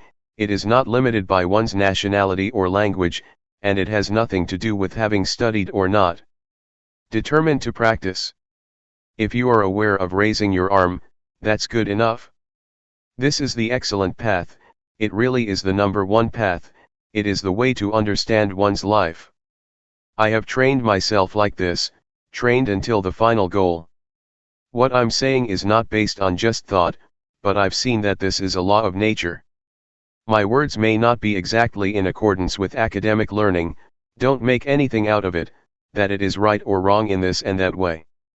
Don't use reason to contradict things, even though that may be right, rather, take these words as advice to study, to know, and see. May whoever has knowledge and vision about this, help to spread it out, not in order to oppress anyone, but to help bring about confidence in the teachings of the Buddha, so there may be firm conviction that, the Buddha, Dhamma, and Sangha really exist. A sincere practitioner will get results, he or she will really know and see, and will really get rid of suffering in this lifetime. It is the genuine norm of life, it is the essence of friendship. Nothing changes, there is just straightness. May your life culminate in this point, and see that your life is just processes and conditions. Processes means, the body has to eat and go to the toilet, it has to lie down and sleep, it has to talk, these things have to be performed according to worldly conventions. Use your life in the ordinary way, like this, don't be angry or suffer until you die. Teachers in the past used to say, don't think that it is this or that person, who is talking about the Dhamma, don't have faith in the person who talks, and don't write them off either. These days, the faith of Buddhists is rather poor. People tend to have faith in this teacher or that Luangpor, and go to an extreme. But as soon as something happens to shake their confidence, they are heartbroken and disappointed. This is not right. We should have confidence in the Dhamma, we should use the Dhamma to develop the quality of our lives. Don't be attached to my teacher and my Luangpor, because that kind of faith doesn't lead to progress, rather, it is faith that makes one shrink back. When you understand like this, experiment with practice and take your actions as the criterion. When you do that and you see results, there will be confidence. It is not that one has faith because someone says the right things, faith because of someone's character, disposition, and demeanor, This kind of faith is dangerous, because it is not the confidence as was taught by the Buddha. At one time, after the Buddha had expounded the Dhamma, he asked Sariputta, the monk who was his chief disciple, "Do you believe what I'm saying?" Venerable Sariputta replied, "No, I don't." The monks who were sitting there all criticized Venerable Sariputta, saying, "He doesn't even believe the Buddha," and they protested in the midst of the meeting. Next, the Buddha asked Venerable Sariputta, "How do you see things?"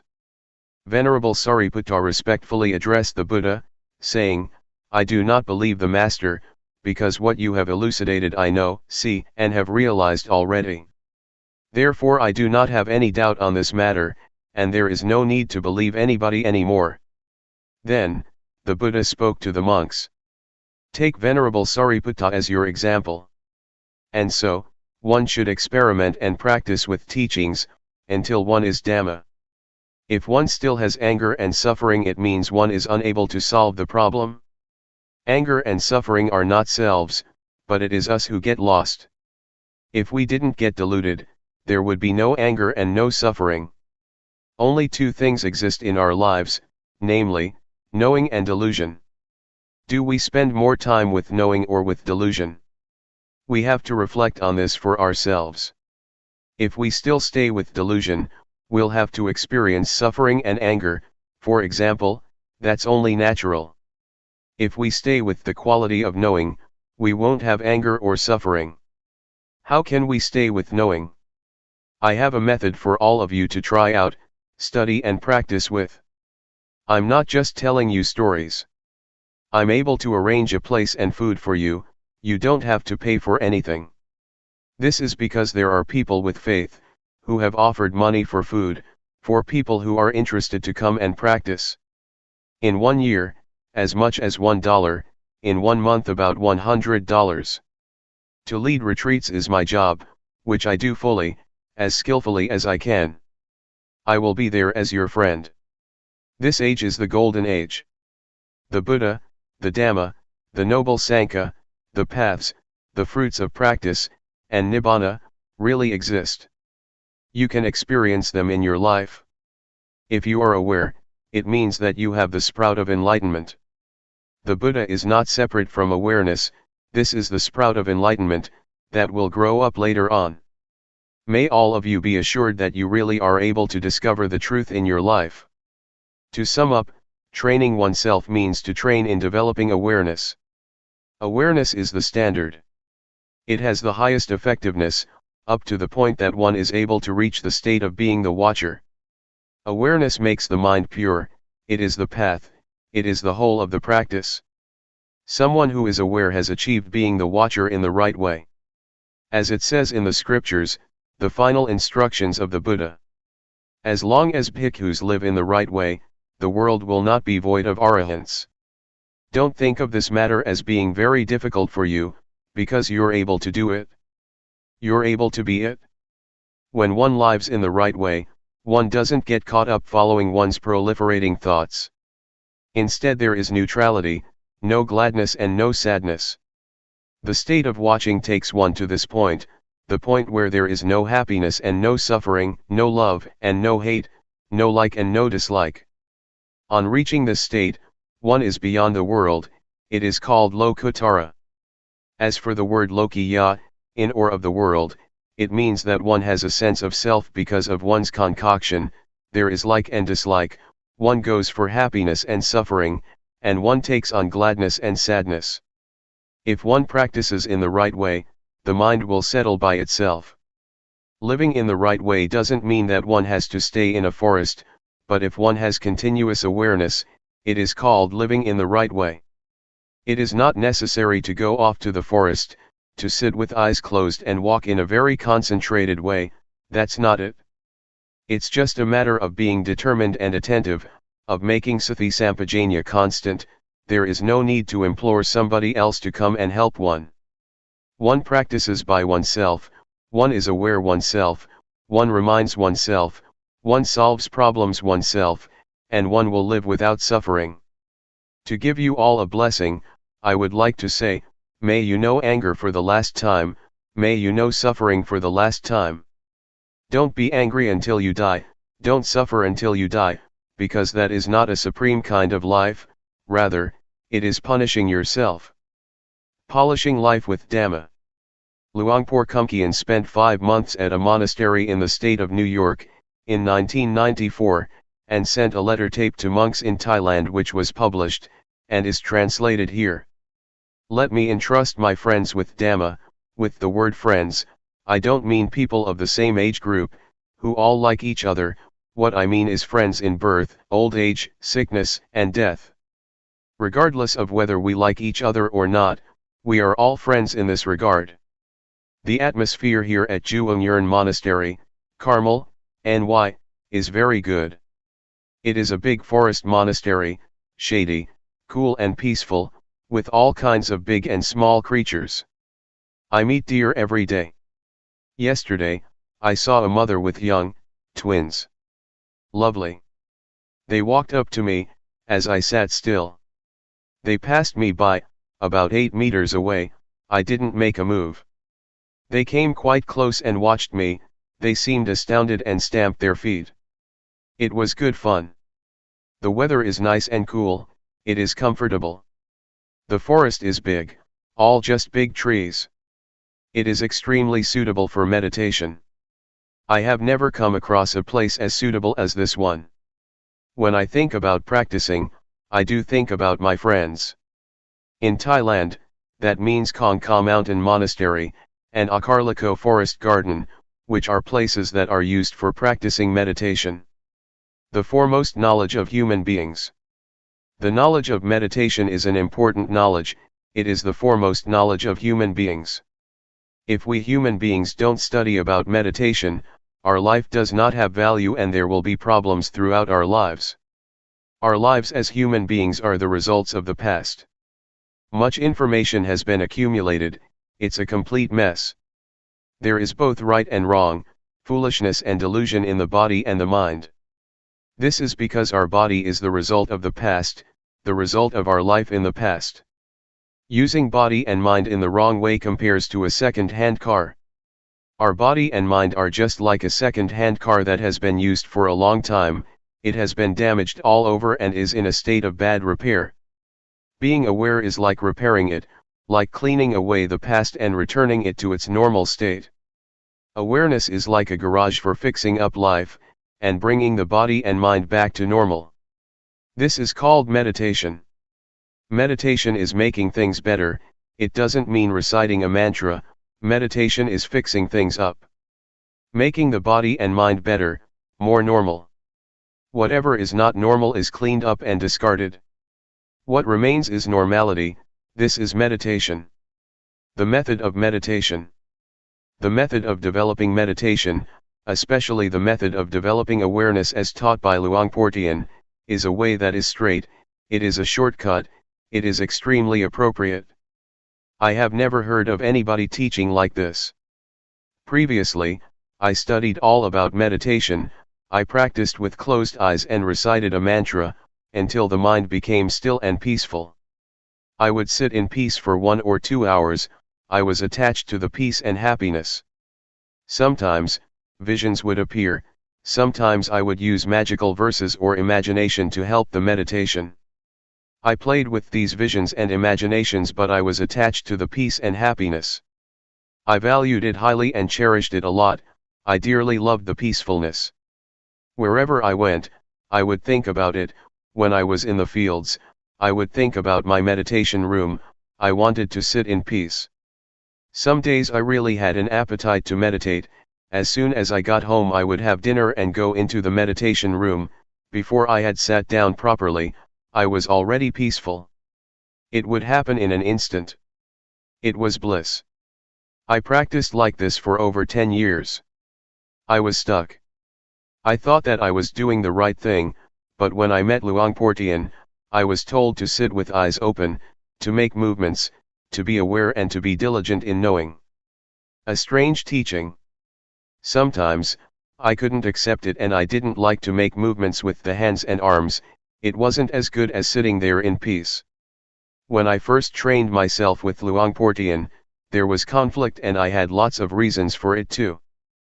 But as soon as I determined to train, and practiced a lot, things became clear. This is building up the quality of knowing, it's not thinking, it's not sitting there being peaceful. The eyes are open, so one is aware. Be aware a lot. This is a straight method, it goes straight to awareness. Awareness is the development of the Dhamma, and this is the way to have lots of awareness. This has nothing to do with reciting words inwardly. Meditation is to build up much awareness. To develop means to do it a lot, to have a lot of awareness. This is how I understand it. Before there was peace, I used the method of recitation, but recitation, whatever word it may be that one uses, is not meditation. Real life is the present. Meditation means to be diligent in knowing, knowing directly, in a straight way. The things to be known are there, the body, for example, is an object to be known. Why is it that we must always focus on knowing? Because our minds instinctively rush out ahead and rush backwards, there is just future and past. For this reason we create movements in the various postures, all the time, in order to be now. Now is what real life is. Real life is now. So we practice with that. Go inwards with the quality of knowing. Directly and straightly. Know meticulously. Make it very clear, don't let there be vagueness. Make the posture that you're in clear, break it up in stages, moment by moment, so that it becomes clear. It is similar to training in writing, at first one writes the A and the B precisely and clearly, in detail. First, one should write the characteristics of the letters clearly. One shouldn't start off writing indistinctly. This is the same, creating movements, creating a form can be watched clearly, it is not blurred. When we watch the breath, sometimes, we fall asleep, it's easy to lose oneself in it. And closing the eyes makes matters even worse. It is not natural to close the eyes, and so one drops off to sleep even faster. In making movements with the arms and hands, we don't close our eyes.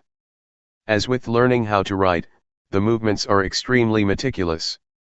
The knowing enters into the movements, in the most direct and straight way. On watching the body one sees the mind. On watching thought one sees Dhamma. At first, we talk about watching the body, but we'll see something else too, feelings. With eyes closed one won't see them, or one will see them indistinctly, not clearly, and one won't understand them.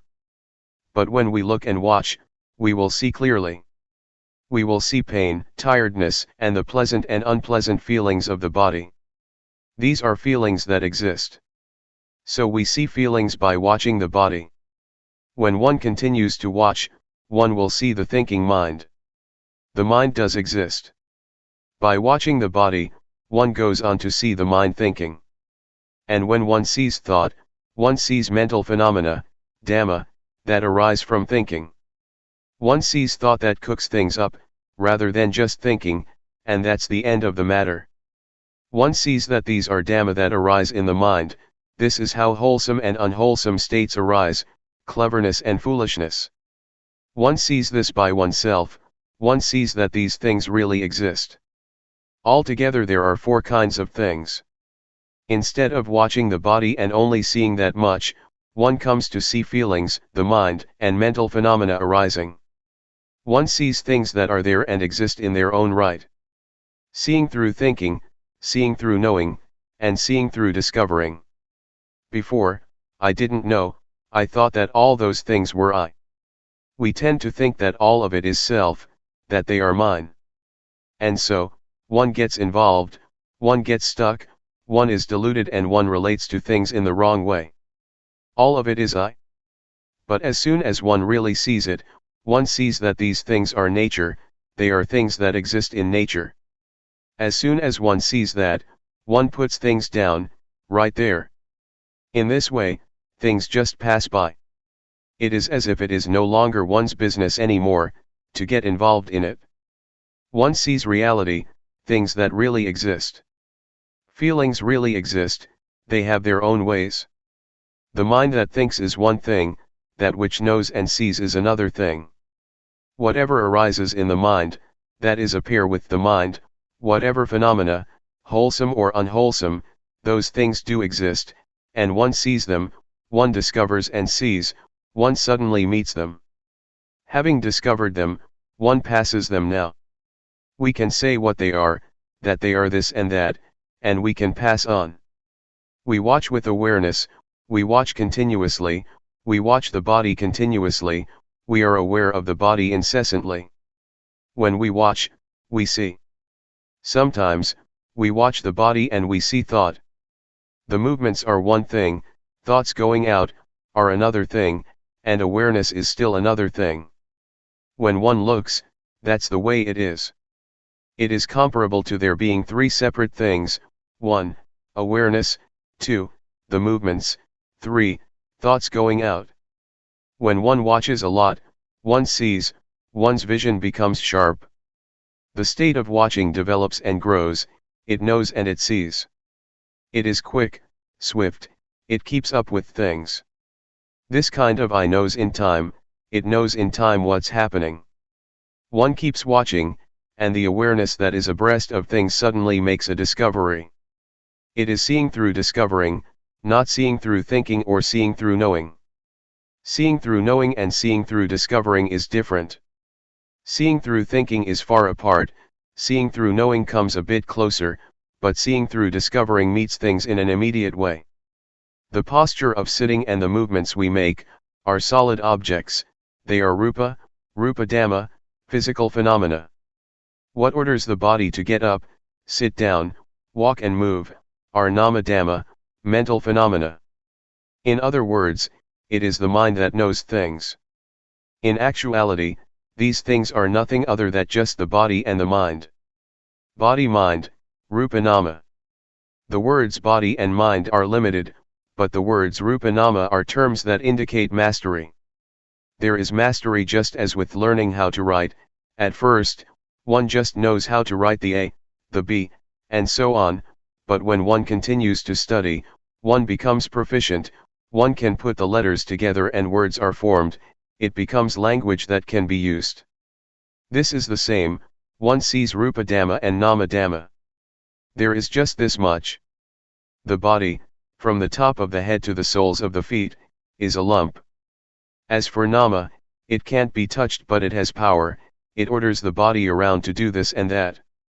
It is the boss, the body is the servant. This is an old saying, in Thailand, that we all know, but we don't see it through discovering. When we do see it, having discovered it for ourselves, the truth is revealed, nama dhamma are the boss, they are in charge and tell rupa what to do. We see this now. The dhamma, in Thai pronounced in the same way as the word tum, which means to do, refers to nature that exists by itself. It is as it is. As for the word tum, rupa and nama, they act, they do good and evil, it is because of this body and mind. If the mind thinks in good ways, there will be good actions, if it thinks bad things, it will do those things, it will link up with rupa. If the mind thinks bad thoughts, the body becomes bad as well, and it turns into evil. If the mind thinks good things, it will order the body to do good things. The result is wholesome and meritorious. One sees now that the cause, the principle, the foundation, is to be found here. Good and bad actions are rooted here. One sees that it is like this. One becomes clever and skilled in this way. It is as if one is told something, as if something is revealed, it is as if something opens up, and one can look inside. The nature of people's lives is like this, it is right here. Life is just this much.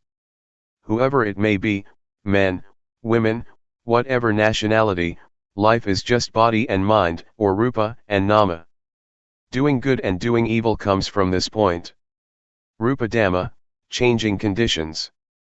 This much is still not enough, one will still see more deeply. One sees that rupa dhamma are nature, the nature of rupa is to be formed as a solid lump, according to nature. There are changing conditions in rupa, such as heat, cold, pain, and tiredness. Before, we used to regard these things as feelings, but now, we see sharper than that.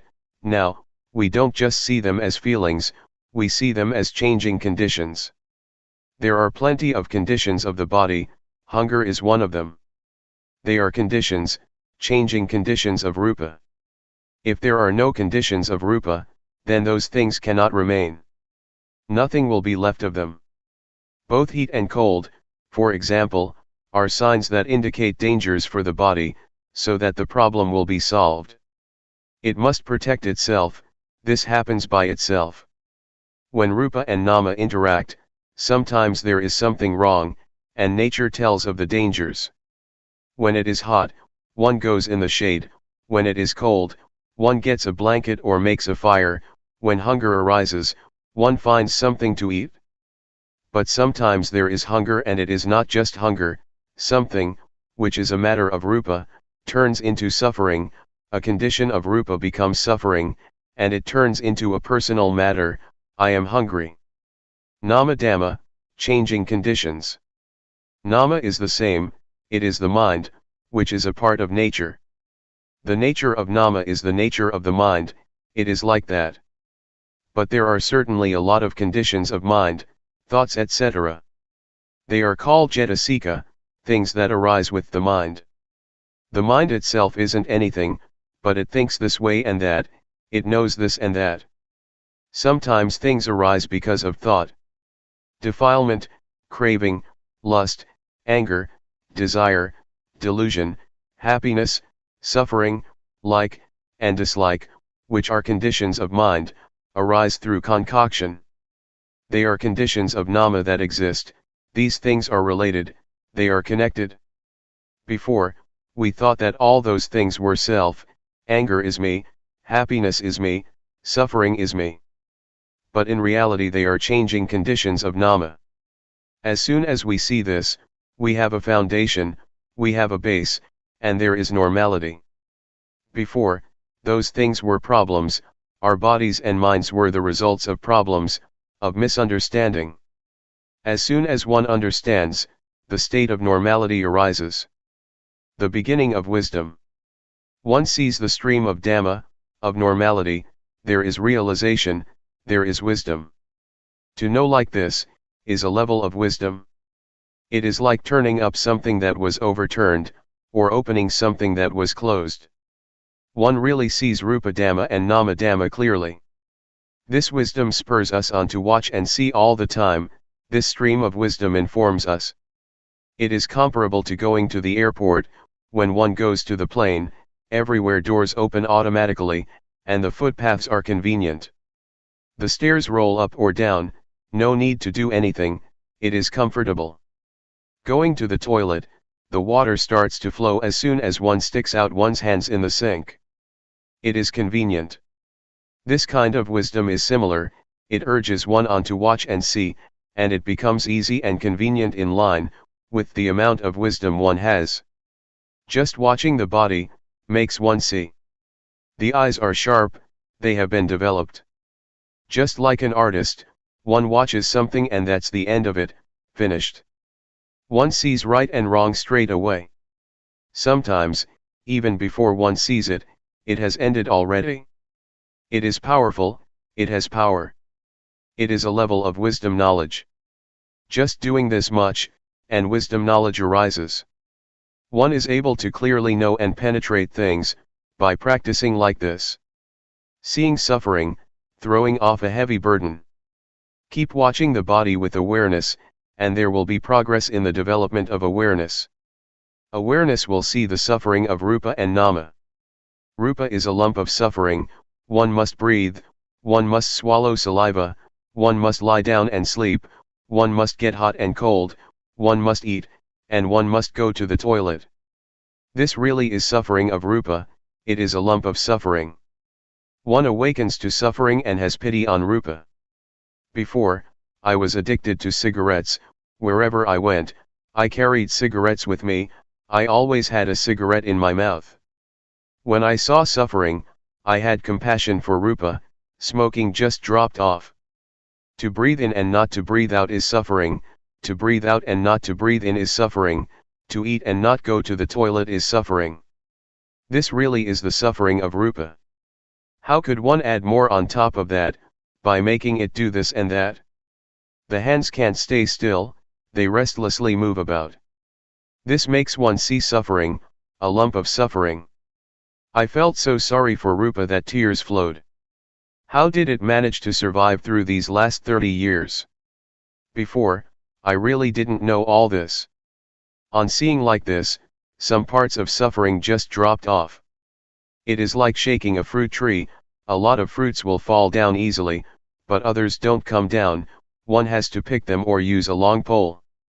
There was still suffering, comparable to being in debt $100, and one has already paid off $70 to $80. Or compare it to carrying a weight of 100 kilograms, and one loses at least 70 kilo. The parts of suffering that dropped off really had an effect, it really was the stream of liberation from suffering. Concord between rupa and nama. This kind of wisdom sees rupa and nama, it sees the suffering of rupa and nama. The suffering of nama is to think and feel sad. It refers to worry and anxiety. The suffering of rupa is similar to that of nama. I didn't know this before, I used to take on suffering, the more I would grasp onto it. Suffering would stay with me the whole day, sometimes a few days. I would create it with thought, I would think to myself, he insulted me, he always does that, I'm not going to give in, and so on. These kinds of thoughts are like rubbish, they are stains in the body and the mind. They are the results of information, that is not to one's liking. Nama is not being used properly. The results are no good. Nama acknowledges wrong information. It is comparable to a second-hand car, that is full of dents made by collisions. In the mind, there are stains of love, of hate, of happiness, of suffering, of getting, and of losing. There only seem to be stains and marks. As soon as I saw the suffering of nama, I felt compassion. I saw with wisdom that I wasn't using the mind in the right way. There is a poisonous snake in the mind that makes trouble for the body, and the body creates trouble for the mind. But when awareness arises, there is concord, there is a sense of neutrality between them. Actually, a lot of harmony arises between body and mind. Body and mind no longer oppress each other, there are no more problems. Now, I know. There is realization. I see the suffering of rupa and nama, and the next stage is to see the disease of rupa and nama. The disease of rupa refers to sickness, pain, fevers, and dangers of the body. The disease of nama refers to impurities of the mind, craving, etc., that defile the mind and make it dirty. The disease of defilement, of craving, of happiness, of suffering, of love, and of hate, kill one, that is to say, they kill the normality of mind. This is the way it is. When I saw things like this, it was as if I was cured from a disease, just as if I went to the doctor with a stomachache, and took medicine for it. It really was like that. Seeing like this made me overcome and be liberated from problems. Knowing rupa and nama acting, religion is the individual. Then I understood that the actions of rupa and nama are good, because of this rupa and nama, they perform bad actions because of this rupa and nama. Whether it is right or wrong depends on this rupa and nama. And I understood religion, religion is the individual. An individual means, a body and a mind. People from all nationalities have a body and a mind. Religion is the person. A person acts in a good or a bad way through using rupa and nama. One abandons evil with rupa and nama. Religion is your life. If one still acts, speaks and thinks in bad ways, one may recite the formula of taking refuge in the Buddha, Dhamma, and Sangha, Buddhang Saranang Gacchami etc., but one won't be a religious person. This is just religion according to registration, one hasn't yet experienced what real religion is. I understood things like this. Oh, real religion means the individual. Religions teach people to do good and to refrain from evil, this is what religion is. Knowledge enters into this, it is like a stream. One keeps reviewing things, such as Rupa Dhamma and Nama Dhamma. One sees the conditions of Rupa and Nama. Whatever arises with Rupa, is a condition of Rupa, whatever arises with Nama, is a condition of Nama. They are not permanent, they are rubbish. Before, I grasped them, grabbed hold of them, I clung to conditions as being self, heat was self, cold was self, hunger was self. Before, I took those things and made them into a problem, I made all those things into suffering. Actually, it is good to be hungry, one should be thankful to hunger. Heat is the same and so is cold.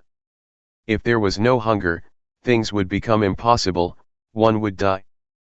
Before, I took it to be suffering, but when I knew like this, I felt grateful. This is not a matter to suffer over, it is just as it is. One sees the conditions of Nama in the same way, anger and suffering are things to throw out. Seeing the three characteristics. One sees that those things are not permanent, one sees the three characteristics. Seeing the three characteristics is like having a magic eye. The magic eye arises, and the three characteristics appear like a garbage bin. The conditions of Rupa and Nama are like rubbish that one throws in the rubbish bin. This is the way it is. If you don't see this yet, then remember this, so that you will be able to use it when the time comes. When there is anger, then regard anger as impermanent, likewise with suffering, suffering in the mind is not permanent. Throw them in the rubbish bin. Deposit them with the three characteristics, hand them over to the three characteristics. Before, there was lots of rubbish all over the place, it was the result of the past, it was second-hand stuff. When one throws these things away, it becomes cleaned up. On seeing what religion is, it is like being liberated from this mess. All this accumulated stuff gradually drops off. This is really the way it is. One sees that religion is the individual, and one sees that the three characteristics are not just concepts in a book, one sees them in the body and the mind. The three characteristics are not mere words, one can't explain them. The words to see, point to actually seeing things that really exist. On seeing, one is liberated, it is similar to having a shower, one becomes really clean and pure. How do you feel when you haven't had a shower yet? It feels sticky and messy, doesn't it? But when we've had a shower, dry ourselves and we put on new, clean clothes, we feel clean, light, and pure, we experience what it is like to be clean. This is what it's like. Convention, conventional norms. Let me entrust the Dhamma to my friends, really practice and purify yourself. Keep seeing, keep watching. I don't mean watching with the eyes. Keep practicing with the movements of the body. We do walking meditation and the rhythmic meditation. We keep knowing, we keep watching. We have to practice with the body and the mind in order to see religion. We continuously watch and we will see, things will reveal themselves. It is as if a door opens for us and we can see. One sees convention, conventional norms. There is both physical and mental convention. Material things, fields, wife, husband, and children and so on, are material objects, solid things. This kind of convention, we might call, true according to convention. Mental convention is thought that gives value to things, as good, not good, likable, not likable, etc. We assume things, to be like this or that, and we take convention too serious. The world is full of convention. We live in convention. Our whole life is convention. Fame and titles, material objects, possessions, houses, and whatever it may be, it is convention. We assume this and feel brave, we assume that and we are afraid, we even get angry because of convention. It is a big mess. There is so much of this convention. Objective matter, ultimate meaning, and changing conditions. There is what can be called objective matter, ultimate meaning, paramatha, and changing conditions. In and outside of oneself. Trees, mountains, the earth, the sky, and the weather, are examples of the external. We create them through convention. Originally, they are just nature, and then we go and assume them to be this and that. Internally, there are suppositions of flesh, skin, hair, and so on. The eye, ear, nose, tongue, body, mind, and their interactions with form, sound, smell, taste, etc., are a kind of objective matter. Both internally and externally, there is objective matter, ultimate meaning, and changing conditions. Many of them are connected with living beings and their lives, the world is full of them. This is what one realizes and comes to know, one understands and sees convention. Before, I depended on thought to create magical verses, to create what is good, what is wrong, and I even created merit by using thought. In the past, I created all merit from outside, by thinking. Sometimes I would think to get something good from other people, or from material things. I took refuge in external things, such as charms and talisman.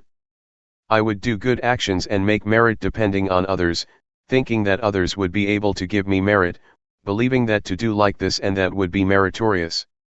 It's just thought. It's convention.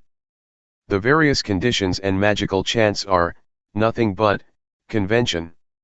I didn't know this before, but when I understood convention, all this magical stuff lost its allure. Before, as a magical healer, I used to teach people to depend on me, but now I must look after myself. One does what is good and what is bad by oneself. I don't get lost, convention doesn't fool me anymore. Now, for me, all words, all abuse, is just convention, praise as well as blame. It is convention that people use, but we go and take it serious. When those things are on top of us, they can control our minds. As soon as I understood this, I suddenly felt so light. This knowledge is very expansive, it is like something opening up and seeing the scenery. One watches and one really sees, on seeing the truth the mind becomes good. It's not just gladness, it is goodness. The expressway, the freeway. Sitting here, a deer comes up to me. It is watching me. The weather is just great at Carmel, USA. The atmosphere is good, the state of watching is fluent, it is very convenient. One watches all the way from the beginning. One sees, starting with the body and then the feelings. It is an eye, a magic eye, it watches and watches. It is a magic eye indeed. The beginning stages are supportive, they are like cheerleaders that back one up, it makes things easy and convenient. It is as convenient as the roads in America. It is like a freeway, a highway, there are no traffic jams, one can always keep going, one passes easily and doesn't get stuck. These freeways are very big, 8 lanes on each side, and they don't drive slowly, as in Thailand. At least 100 kilometers an hour. But one has to be careful of wild deer, they put up signs, watch out for wild deer crossing the road. One day, as I was sitting in a car going to Long Island, I saw nothing but forest for 3 hours, and I saw a car that had collided with a deer. They've made signs of a wild deer crossing the road, they don't have signs of cows and buffaloes, as in Thailand. Their freeways sure are big and wide. If one practices in the right way, it is convenient. It is right view. When right view arises, everything becomes easy. One can go on, go through.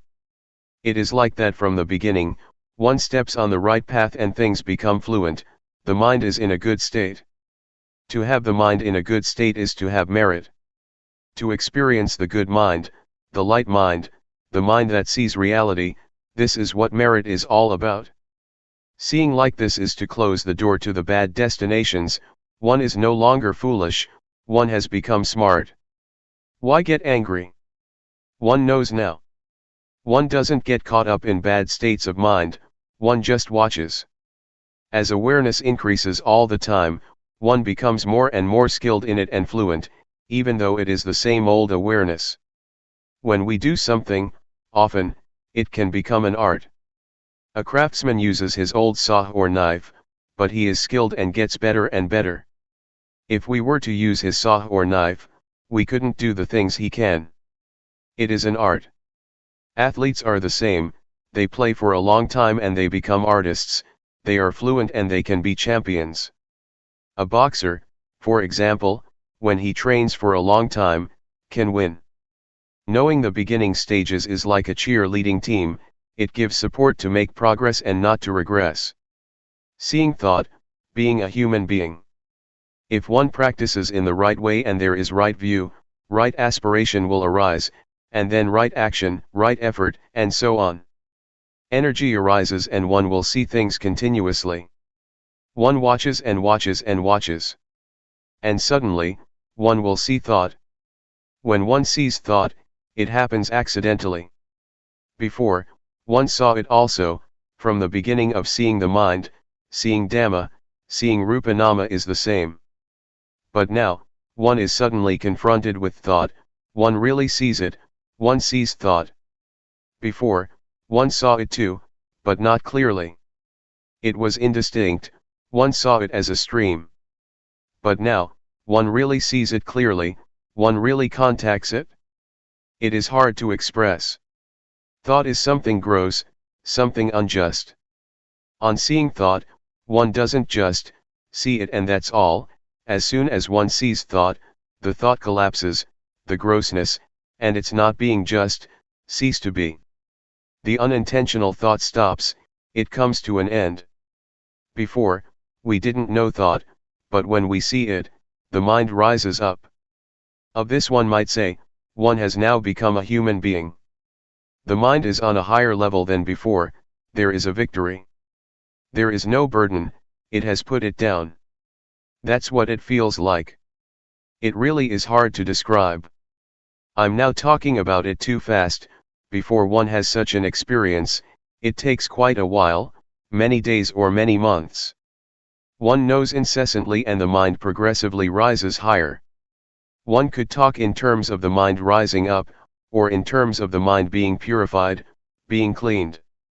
When one sees thought, one realizes that one is now a human being. Being a human being is this, it is this state. One sees and understands what angels are, they are not anywhere out there. To be an angel is to have a sense of shame of wrongdoing, one can under no circumstances, do, speak, or think evil things. The body, as well as speech and the mind are clean. This is what it means to be an angel. To have a sense of shame to do what is bad, is something that others cannot see. But one sees it oneself. Before, the mind could think whatever it liked, all sorts of crazy and wrong thoughts. But on seeing like this, it is as if there is virtue. One sees what angels are. I used to think that they lived in the sky, and sometimes I called for them to come and help me. Well, these days, angels are supporting me. They praise me. The door to the realm of the hungry ghosts, hell beings, thick-headed demons, and the animal realm has been closed for sure. I can guarantee that I won't get reborn in any of those realms. Now, the mind is as high as the mind of an angel, a Brahma god or a divine being. Oh, a human being is like this. The Buddha said that to be born as a human being is a great gain, it is an excellent thing. Integrated virtue, knowing the path to follow. One can stand on one's own feet at this point. There is virtue now. Once there is virtue, one knows. It is the training in virtue. It is integrated virtue, the kind of virtue that goes in the direction of the paths and fruits of practice. One may as well say that there is virtue, firmness of mind and wisdom. Virtue helps, gives more energy, the power of virtue, firmness of mind and wisdom help even more. One sees and understands the path. Watching all the way through, this state of watching and seeing, and when seeing, not being caught up, this is the path. One sees and understands this, one gets a foundation here. When one knows the basic stage of Rupa Nama, one falls in the well of knowledge and joy and analytical knowledge arise, which are defilements due to insight. One sees Rupa Nama, then the three characteristics, convention, and one falls in the well of knowledge, there is so much reflection in the mind. but I depended on Luangpor Teean, who taught us in the mornings and evenings. He said, watch well, when you see suffering, don't be the one who suffers, when there is happiness, don't be the one who is happy, when peace arises, don't be the one who is peaceful. Know and see these things, don't get caught up in them. I got a good foundation from the beginning, it supported me. It's like a young student that goes to a good school, he or she gets support and is able to learn well. I saw the path, it has been the path all along. This path aided me to go to higher levels, comparable to studying at a high school and then at a university. Sometimes my fellow practitioners at that time said that, they knew Rupa Nama, but from their actions, behavior, and speech, one could see that it wasn't so. They still quarreled, they still did things without awareness, their minds still concocted things up, and they acted without clarity. This indicated that they didn't know yet. When one reaches this point, of seeing Rupa Nama, how could one think or do like that? Just thinking is already something defiled, and to then speak or act so that one is a burden and quarrels arise, would be impossible. When there is a high level of practice, not just using reasoning and memory, then one sees the path. It is the whole of the practice. One becomes experienced at seeing Rupa Nama, just like the craftsman using his old saw or knife to become an artist. When one is fluent, this is the path, it is the whole of the practice. It is purity, that is to say the state of watching and seeing, and on seeing not being caught up. This is purity, it is the highest virtue, the highest firmness of mind and the highest wisdom. The aggregates of sila, samadhi, and panya are close together, so much so that there is nothing that is soiled. One feels clean, like someone who has put on clean clothes. One won't let anything soil one's clean clothes. Stains will be seen clearly because one's clothes are clean, and so dirt and dust can't remain, it will be brushed off immediately. The diamond of the Dhamma, being a noble one. To look inward is a diamond, it really is a diamond. It is the diamond of the Dhamma. I rarely talk about this. Wherever I go, I talk about being the watcher, watching and seeing, and on seeing not to be. This is the direct way to destroy identification with conditions. This is the diamond that melts down or drills a hole in the fetters. How can the ego remain? Self-view is about the ego, and so is attachment to precepts and practices, the first two of the fetters. The state of watching and seeing, and having seen not being, is very swift. If you don't have any knowledge, then know this matter first and practice with it, it is a shortcut. The way I see it is that, this is putting one on the right track. Just catch on to this. Don't be foolish and get lost, see. And on seeing, don't go and get caught up with what you see. Just pass by, keep passing things. This is the freeway. This is the path. It is the most convenient for practicing, one doesn't waste time, doesn't get stuck or hooked. Don't sit with closed eyes, that's crazy. See what's there. Happiness and peace, for example, see it and pass on. Those fetters are unable to stay. The first three fetters just fall apart. And one really becomes a noble individual. This is the exalted mind, the good mind. At this point, one can know for sure, without a shadow of a doubt, that one is a noble one. Being a noble one happens at this point. The door of the good Dhamma is right here. The state of watching, seeing, and not being is the door to the truth. The noble Sankhya arises at this point. This is not being a noble one through convention, it is more than just reciting the words of the ordination procedure, that is convention. Being a monk is real in the conventional sense, but being a noble one arises at this point. The point of destroying the fetters and the ego. This realization is for the extinguishing of suffering, or the taming of defilement, it brings about coolness, one doesn't cause any trouble or danger, neither for oneself nor for others. Impurities are melted down and digested. There is no more me and mine. This is due to the power of the knowledge from the beginning stages upwards, seeing the three characteristics, convention, and suffering. That knowledge is a powerful support to make progress in a dignified and bold manner. Whether it is the 3, 5, or 10 fetters, they all fall apart. There is an enormous energy that causes one to penetrate through. It is the aggregate of sila, samadhi, and jnana. It is supreme virtue, supreme firmness of mind, and supreme wisdom. It is complete purity. The body doesn't do anything bad, speech doesn't say anything bad, and the mind doesn't think anything bad. It is purity, it is the whole of the Buddhist way of life. Knowing jhana and jnana. The cankers of sensuality, being and not knowing, which are part of one's character, drop off, as well as defilements such as foolishness, anger, desire, delusion, and belief in all sorts of rites and rituals. They drop off by themselves, one doesn't do anything with them. It is comparable to shaking a tree that has fruits in it, the fruits come down by themselves. But some fruits, one has to pick oneself or get them down with a long pole. This state is like the simile that Luangpor Teean gave of the leech. A leech is sucking our blood. If we pull it off, it will come off, but with difficulty, one side of it comes loose but the other side is stuck. But there is a method for this. When we mix some kerosene with tobacco and squeeze it onto the leech, it will drop off by itself.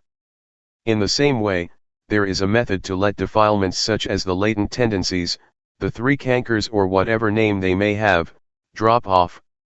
It is not difficult. It happens in a finger snap. Just like a leech. It's like some custard apples that shrivel up and become black, up in the tree. In the same way, one knows and sees sensual desire, desire for forms and desire for what is formless.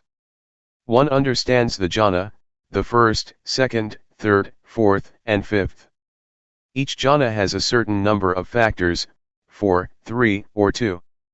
This is the level of refinement, the level of purity, of not being stuck. Until one is not stuck or attached at all, it is zero. Zero means that there is no value. Let me tell you, it is life where I doesn't have value, nothing is left of it, of the sense of self. Zero. The unlocking, the 5 aggregates stop working. The development of awareness reaches the state of watching. Jnana or wisdom knowledge is fixed and burns things up, nothing can stand in its way. Purity reaches its perfection. It is natural, it is the law of nature. I don't know how it happened, but the lock gets unlocked. It is as if something falls off, as if something snaps. One could say that the 5 aggregates, namely, form, feeling, perception, volition, and consciousness drop off. Before, they worked together, it was their job to do so, but now, they stopped working, they've come to a halt and they have returned to nature. Everything has gone back to nature. It's all finished, it has stopped. There is nothing left. It feels as if there is nothing left to do. The goal of life has been reached. There is vision of the unborn, the non-aging, non-sickness, and the deathless. The Buddha, the Dhamma, the paths and fruits of practice, Nibbana, and the noble Sangha really exist. This reflects back to my father and mother who painstakingly raised their children. It is natural for parents to do that. They do so in order to let life reach its final destination. Well, it has been worthwhile. This happened at the time of having the midday meal. Usually I didn't have a midday meal, because Luangpor Teean said that he wanted us to practice continuously, and effectively in developing awareness. And so I asked my friends for the opportunity to not get involved in the various activities. In case I would not show up for the meal for over 7 days, then to come and check on me. But if I would fast for 2, 3 days, then there was no need to come and ask what was going on. If I wanted to eat I would come, and if I didn't want to eat I wouldn't come. That's what I said. That day, I came for the meal. I had the meal together with Luangpor Teean. As I was eating, I watched myself. There were just processes. A hand with 5 fingers taking a lump of rice and putting it into the mouth was just a process. Talking, eating, sleeping, they are all just processes. They are not intentional actions, comma. It was really utterly finished. After the meal, the other monks all left, but I kept sitting there. Luangpor Teean asked me, "What's up?" I told him, "I've come to the end of things, Luangpor, there is nothing left." Luangpor Teean said, "It's an art, isn't it?" "Yes, it is, Luangpor." Next, Luangpor said, "Just practicing this much and you get these results. Does the Buddha really exist?" "Yes." "Do the paths, fruits, and nibbana really exist?" "Yes, they do." "Is there a noble Sangha?" "Yes, there is." "Helping people to get rid of suffering is one's duty." "Then," he said, "teaching people to know like this, is better than making merit by building a monastery, a ceremonial hall or material things. We have to work together, doing our duty to teach people to overcome suffering. This is the profound past of my life. I remember a big tree that gave lots of shade. My hut was on the east side of the monastery. The Buddhayana Forest Monastery. It was there that my life changed. These memories are deeply embedded in my heart. May you listen to these words with earnestness, don't bother about who it is that is speaking the words. In memory of Luangpor Teean. I bow to the Buddha, the Dhamma, and the Sangha. I pay respects to the senior monks and all fellow practitioners, and blessings to all of you lay people and upright men and women. This is the time to listen to Dhamma, as we do every morning and evening. I will talk about things that we are practicing with, things that we can use in our study of the Dhamma. This can bring about a balance, a point of understanding and realization. The more we take the opportunity to practice, to develop awareness, to make contact with awareness, to let the body experience awareness, the more we see delusion. What is delusion? How does the experience of awareness differ from delusion? It is a lesson for us to see these things, things that are happening within. Being aware is to experience things, directly, it is not thought. It is not reasoning, or anything to do with like and dislike, that is not the way we study. Rather, we practice. We have the intention to build up awareness. Delusion is ahead of us, but we see it clearly. Delusion can come from many causes. It can come from thought, or it may arise by way of the eye, ear, nose, body, or mind. Both internal and external conditions are involved. Delusion arises, even though that is not our intention. We see it. This state of seeing is a realization. Anything that one realizes is a matter of practicing Vipassana. To meditate means to develop a lot of awareness. Being diligent to know, is what meditation is. We recognize when there is no knowing. For example, we see feelings, we didn't ask for them to arise, they arise by themselves. They arise in the body, rupa, and in the mind. We see them, we don't deny anything whatsoever. We don't deny what arises, anything that is connected with the body and the mind. This is the way that Luangpor Teean teaches. And so we follow what our teacher says. He is our example. He would teach and he was an example by his behavior. This is what we take as our standard. We can learn through external means such as the movements with arms and hands, we can learn to feel the movements. This is what Luangpor Teean taught. And further, he taught to see the various changing conditions, such as thoughts and feelings, and to not be caught in them. For example, thought, to see thought, not to go into thought, to see the mind thinking. He taught very clearly. But some people don't understand, the words are easy to say but when we practice, we can't do it. We use thought in our practice, which only messes things up.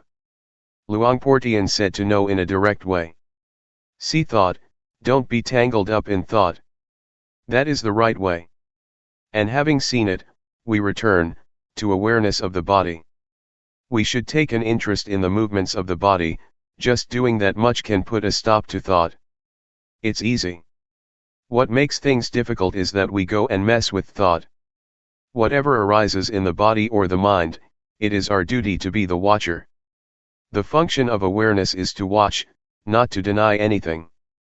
There are many things to watch, so we shouldn't get carried away with things. Somebody who practices according to Luangpor Teean's method of being aware of bodily movements, is one who has steadiness and clarity within.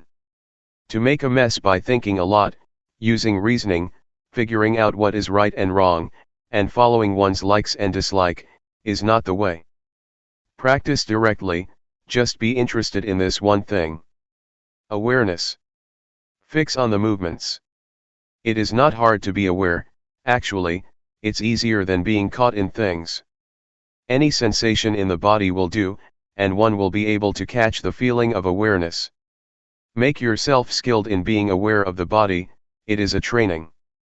But make it clear, to know clearly is the first step, do it the right way and see clearly. For example, we put our hands on the knees. We really know that our hands are on the knees. Whoever may say that we don't know, that's their business. Turning up the hand, we know. The objects that we know really exist. They are objects that we experience for ourselves. Raising the arm, we know, it is a clear knowing. It is an answer or solution in itself. However we move, we know. Besides this knowing, we see the feelings that arise, crystal clear. We don't get caught up in feelings. We see the feelings, and that is the solution. Anything that arises in the body or mind, that we see clearly, is a solution in itself. One sees thought, for example, and thought cannot fool one anymore. One sees feeling, and feeling can no longer fool one. Every time that something arises, one is ready to respond. One gets a foundation that makes one pass on all the time. If one gets caught up in something, it stands out. For example, one becomes happy or sad, and there is a self in those feelings. Or there is a self in thought, thought takes us to right and wrong, to like and dislike, and so it becomes a long story. But if we just see it, it is very short. Just knowing it, oh, I know already. Whatever thought it may be, it is just thought. Whatever feeling it is that arises, it is just feeling. It is not anything else. But when we are not aware, we don't know, we don't see it. And we are fooled by the convention in thought and feeling. If we catch on to the main principle, the development of awareness through using movements, is extremely convenient. The various postures are a big aid. There are many ways to escape. There are so many occasions to find a path. But if we go and think about practice, getting involved in what we like and dislike, then it becomes a long story. For some people, just ordinary thinking is already a problem, and everything gets messed up. But if one knows, there is no problem. We just simply see that the mind thinks. This is thought. Then, we can return to the movements. We keep watching and wisdom arises, seeing the body and the mind gives rise to wisdom. But in the beginning, maybe nothing will happen. But establish a foundation, by making the movements with the hands and arms. The ability to watch will develop itself. A discovery will take place. One discovers that the body really is, just, rupa, there is not any self to be found there. Rupa is part of nature, and many conditions manifest in it. Feeling, for instance, is a condition of rupa. Heat, cold, pain, and hunger, are conditions of rupa, and so we solve these problems. Once we have a foundation and we see that they are conditions of rupa, we become skilled. Nothing is concealed for us any longer. The various conditions line up to show us what they are. They reveal themselves. One knows all about rupa now. This is wisdom knowledge, that penetrates all matters that are concerned with rupa. One has discovered all of it. At the moment that these things arise, one is able to solve the problem, one knows now. Whenever feelings arise, it is their business. One understands this now. There is no self in feelings of hot and cold, or in hunger and pain. In short, it's all just feeling. Wisdom knowledge arises, realization, one penetrates the three characteristics of impermanence, valuelessness, and non-selfhood. The result is zero. This means that nothing remains of rupa, there is no more self in rupa, it has all been given back to nature, according to reality. This realization could be called a discovery, a seeing, or one might call it liberation, vimutti. As soon as one sees clearly, liberation takes place automatically. Just as when we see a snake, the snake doesn't bite us. Or when we see thorns, we won't step on them. The state of seeing is the most excellent thing, it is sufficient, it is virtue, firmness of mind and wisdom in itself. The state of seeing is insight meditation in itself. The various conditions don't delude us. We're smart in the ways of rupa, they disclose themselves. Nature teaches us. It teaches us what impermanence, valuelessness, non-selfhood, heat, cold, happiness, suffering, etc., are like. This is wisdom. One understands all things. Nama, or the affairs of the mind, are the same. When one sees rupa, one will inevitably see nama. One sees that they are a pair, they are both movements in a person who is not dead. These movements, especially thoughts, can be poisonous and dangerous, if we don't know and understand them. Then it becomes a big deal. But the bottom line is that, it is all just nama dhamma, mental phenomena. Someone who is still alive tends to think. And thought is not anything mighty. But in particular, unintentional thoughts make up a long story if we are not aware. It is the birthplace of many, many things. Defilements, craving, lust, anger, desire, delusion, love, hate, and so on. All these things are rooted in thought. There are two kinds of thought, stealthy thought and intentional thought.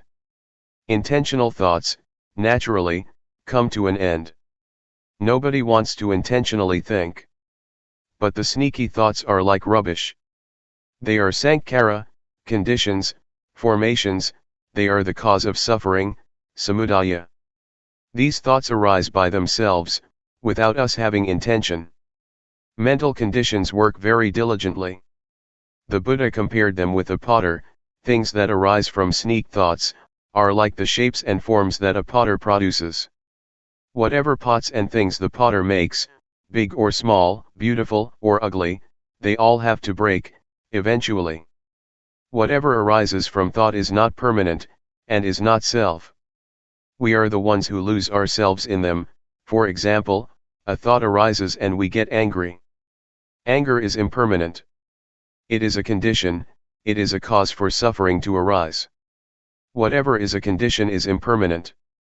One can foretell it, that the condition will pass away. Face conditions with this fact.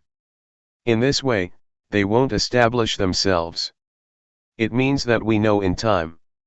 It is like watching a conjurer. If we have sharp eyes and know what's going on, we don't believe his tricks and it is not fun. The more he performs, the clearer we see what he's doing. We see the deception. What is happening in our minds is just the same, we see what happens clearly. We see the trickery, maya, of rupa nama, of objective matter and all kinds of changing conditions. We realize this. We don't go along with it. And so it stops. We are free now. This really is topmost wisdom. The method of developing awareness by making use of movements is a shortcut, it is straight and suitable for everyone. It is a universal principle. Everybody has the same problem. As soon as we can catch the feeling of awareness, we all become one being. For example, if we are aware while sitting here, then we all are one person. The feeling of awareness is exactly the same for everyone. But when we are deluded, we are different people with different states of mind, feelings, thoughts, and so on. At one time, I went to teach meditation at Harvard University in the States. There were many students there. I didn't teach anything much, I just told them to do the rhythmic meditation for 10 minutes, so that they would know the sensations of bodily movements. When they stopped, I asked, "Just now, where were you?" Many of them answered that they were with awareness. When we are with awareness, we are one, we are the same. This is something that is possible. We are then beyond sex, nationality, and language. Among the people who were practicing, there were Chinese, Thais, Cambodians, and many other nationalities. They were all very clever students. This is one of the most famous universities in the world. If one is not especially intelligent, one can't study there. In Thailand, we have a doctor who took ordination at Sukatho Forest Monastery, the place where Luangpor resides. He got a PhD at Harvard. He was the one to take us there. He also gave the same answer.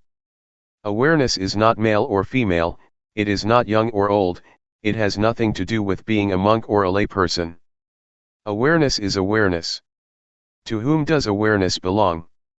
It belongs to one who knows. Whoever knows immediately has awareness. And what's it like to be aware? Well, there is no delusion. Delusion diminishes in proportion to the amount of awareness one has. One can solve and avoid delusion and problems. There are immediate results. When one is aware, one doesn't have to wait for results. Whenever we are aware, we get the results straight away. No need to wait for an hour or tomorrow.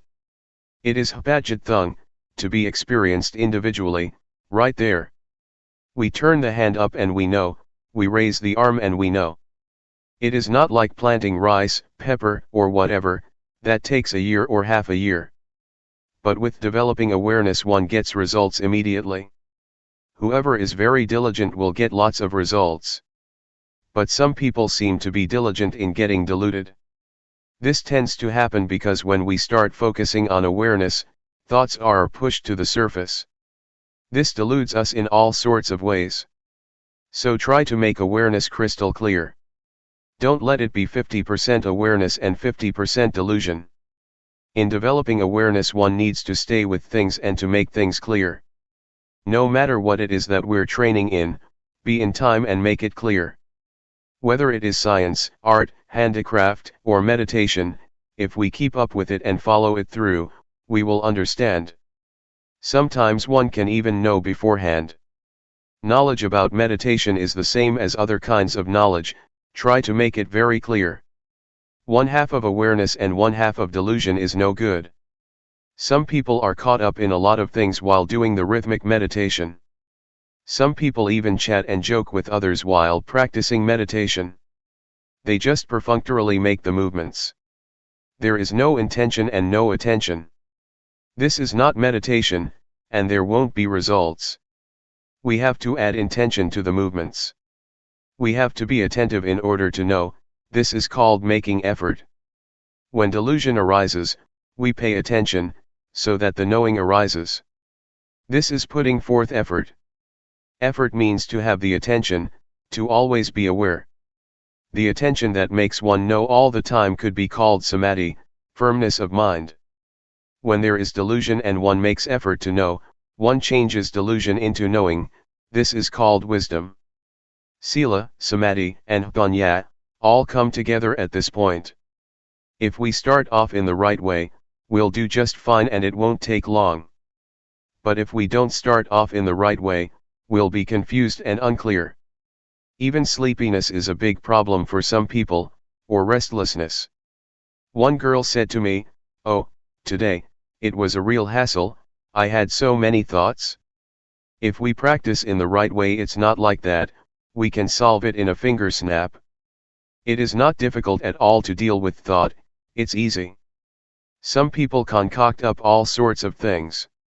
In 1968, there was an old monk doing the rhythmic meditation, at the monastery in Bohome village, Luangpor Teean's home village. There were just the two of us there. Myself, I was walking up and down above him. Every now and then, the sound of shoe slapping someone's head could be heard. I looked down and saw what was going on.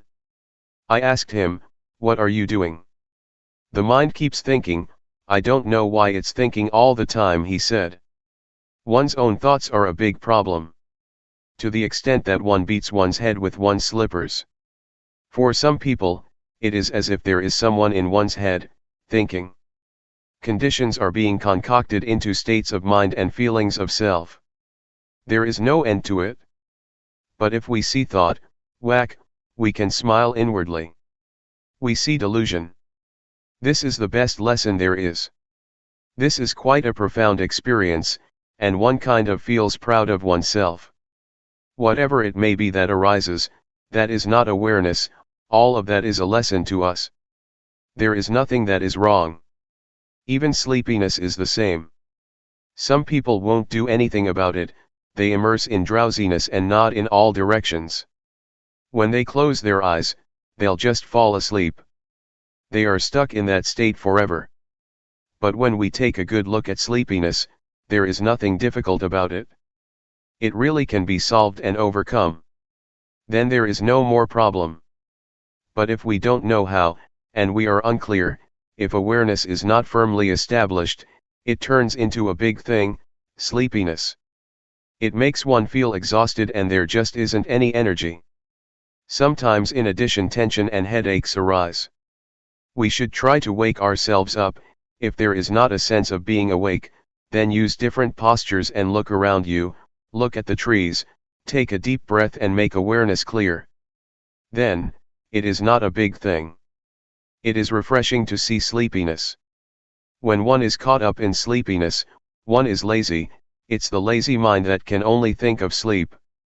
Laziness shrouds the mind. It's the stubborn mind, just like a kid that is stubborn. Whatever you tell it to do, it won't do it, it's just stubborn. If we understand this, we are clever and nothing can fool us. Thoughts can't fool us. In this way things become easier. In our entire life, there are only just two things, knowing and delusion. Just these two things. This is the conclusion, knowing and delusion. The cause for sleepiness, defilement, greed, hatred, craving, lust, worry, happiness, suffering, etc., is delusion. Delusion is the cause. There is no method to practice with delusion. Don't even try it. But the way to deal with delusion is by building up awareness. Only sati is able to clear up delusion. Delusion is the biggest of the defilements. If compared to the index finger, the middle finger, and the ring finger, delusion is the middle one. If there is delusion, anger, desire, love, and hate can arise too. Therefore delusion is the mightiest. When delusion is present, one is ready to be angry, ready to desire, etc. One inclines in the direction of the various impurities. The only method to do something about delusion is to be aware. It is very easy. It is the path. One sees and discovers the path. The method of developing awareness by making use of movements is applicable to everyone, regardless of sex, age, nationality, and language. It is a universal principle. Whoever tries it out won't be able to deny it. Nobody can deny it because it is a true principle. We have Luangpor Teean as our example, as our model. His life was exclusively devoted to the development and practice of awareness. I'd tried out several methods when I found out about this one. I was very satisfied with it. It was good enough for my life. One time some Westerners that were teaching their religion came to the place where I was teaching in the USA, together with their students. They were standing outside the room I was in, about 8 people. They asked to interview me, through the translator. I said, all right. They came in together with their disciples. They stood there and asked me, what is it that you know? You come here to teach, so what do you have to teach? I first told them to sit down. Then, I told them, I know myself. What does somebody who knows himself know? They wanted to know. So I told them to put their hands on their knees. Know when turning up the hand, know when raising the arm. This is knowing oneself. They tried it out. They knew once, twice, and on and on. I said in English, aware, aware. They were satisfied. They confessed that at first they had lots of questions, and had the intention to crush me. But when they experimented like this, they understood. Suppose one knows like this for a whole day, what will happen then? Or 1 month? Do you want to find out? This is what I know, other things I don't know about. You Westerners are able to go to the moon, but that kind of wisdom is worldly wisdom, it is not enlightened wisdom. Enlightened wisdom is to know in this way. They said they would try it out. The next day, one of them brought his father and a chair too. The father was quite old, so he practiced sitting on a chair. This is real stuff. It cannot be denied. We don't have to waste time. This is a true principle of life.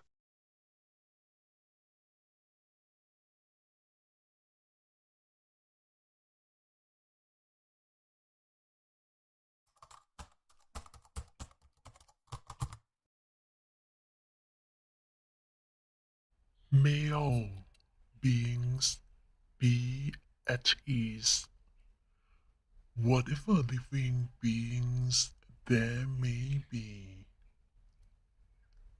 whether they are weak or strong, omitting none, the great or the mighty, medium, short or small,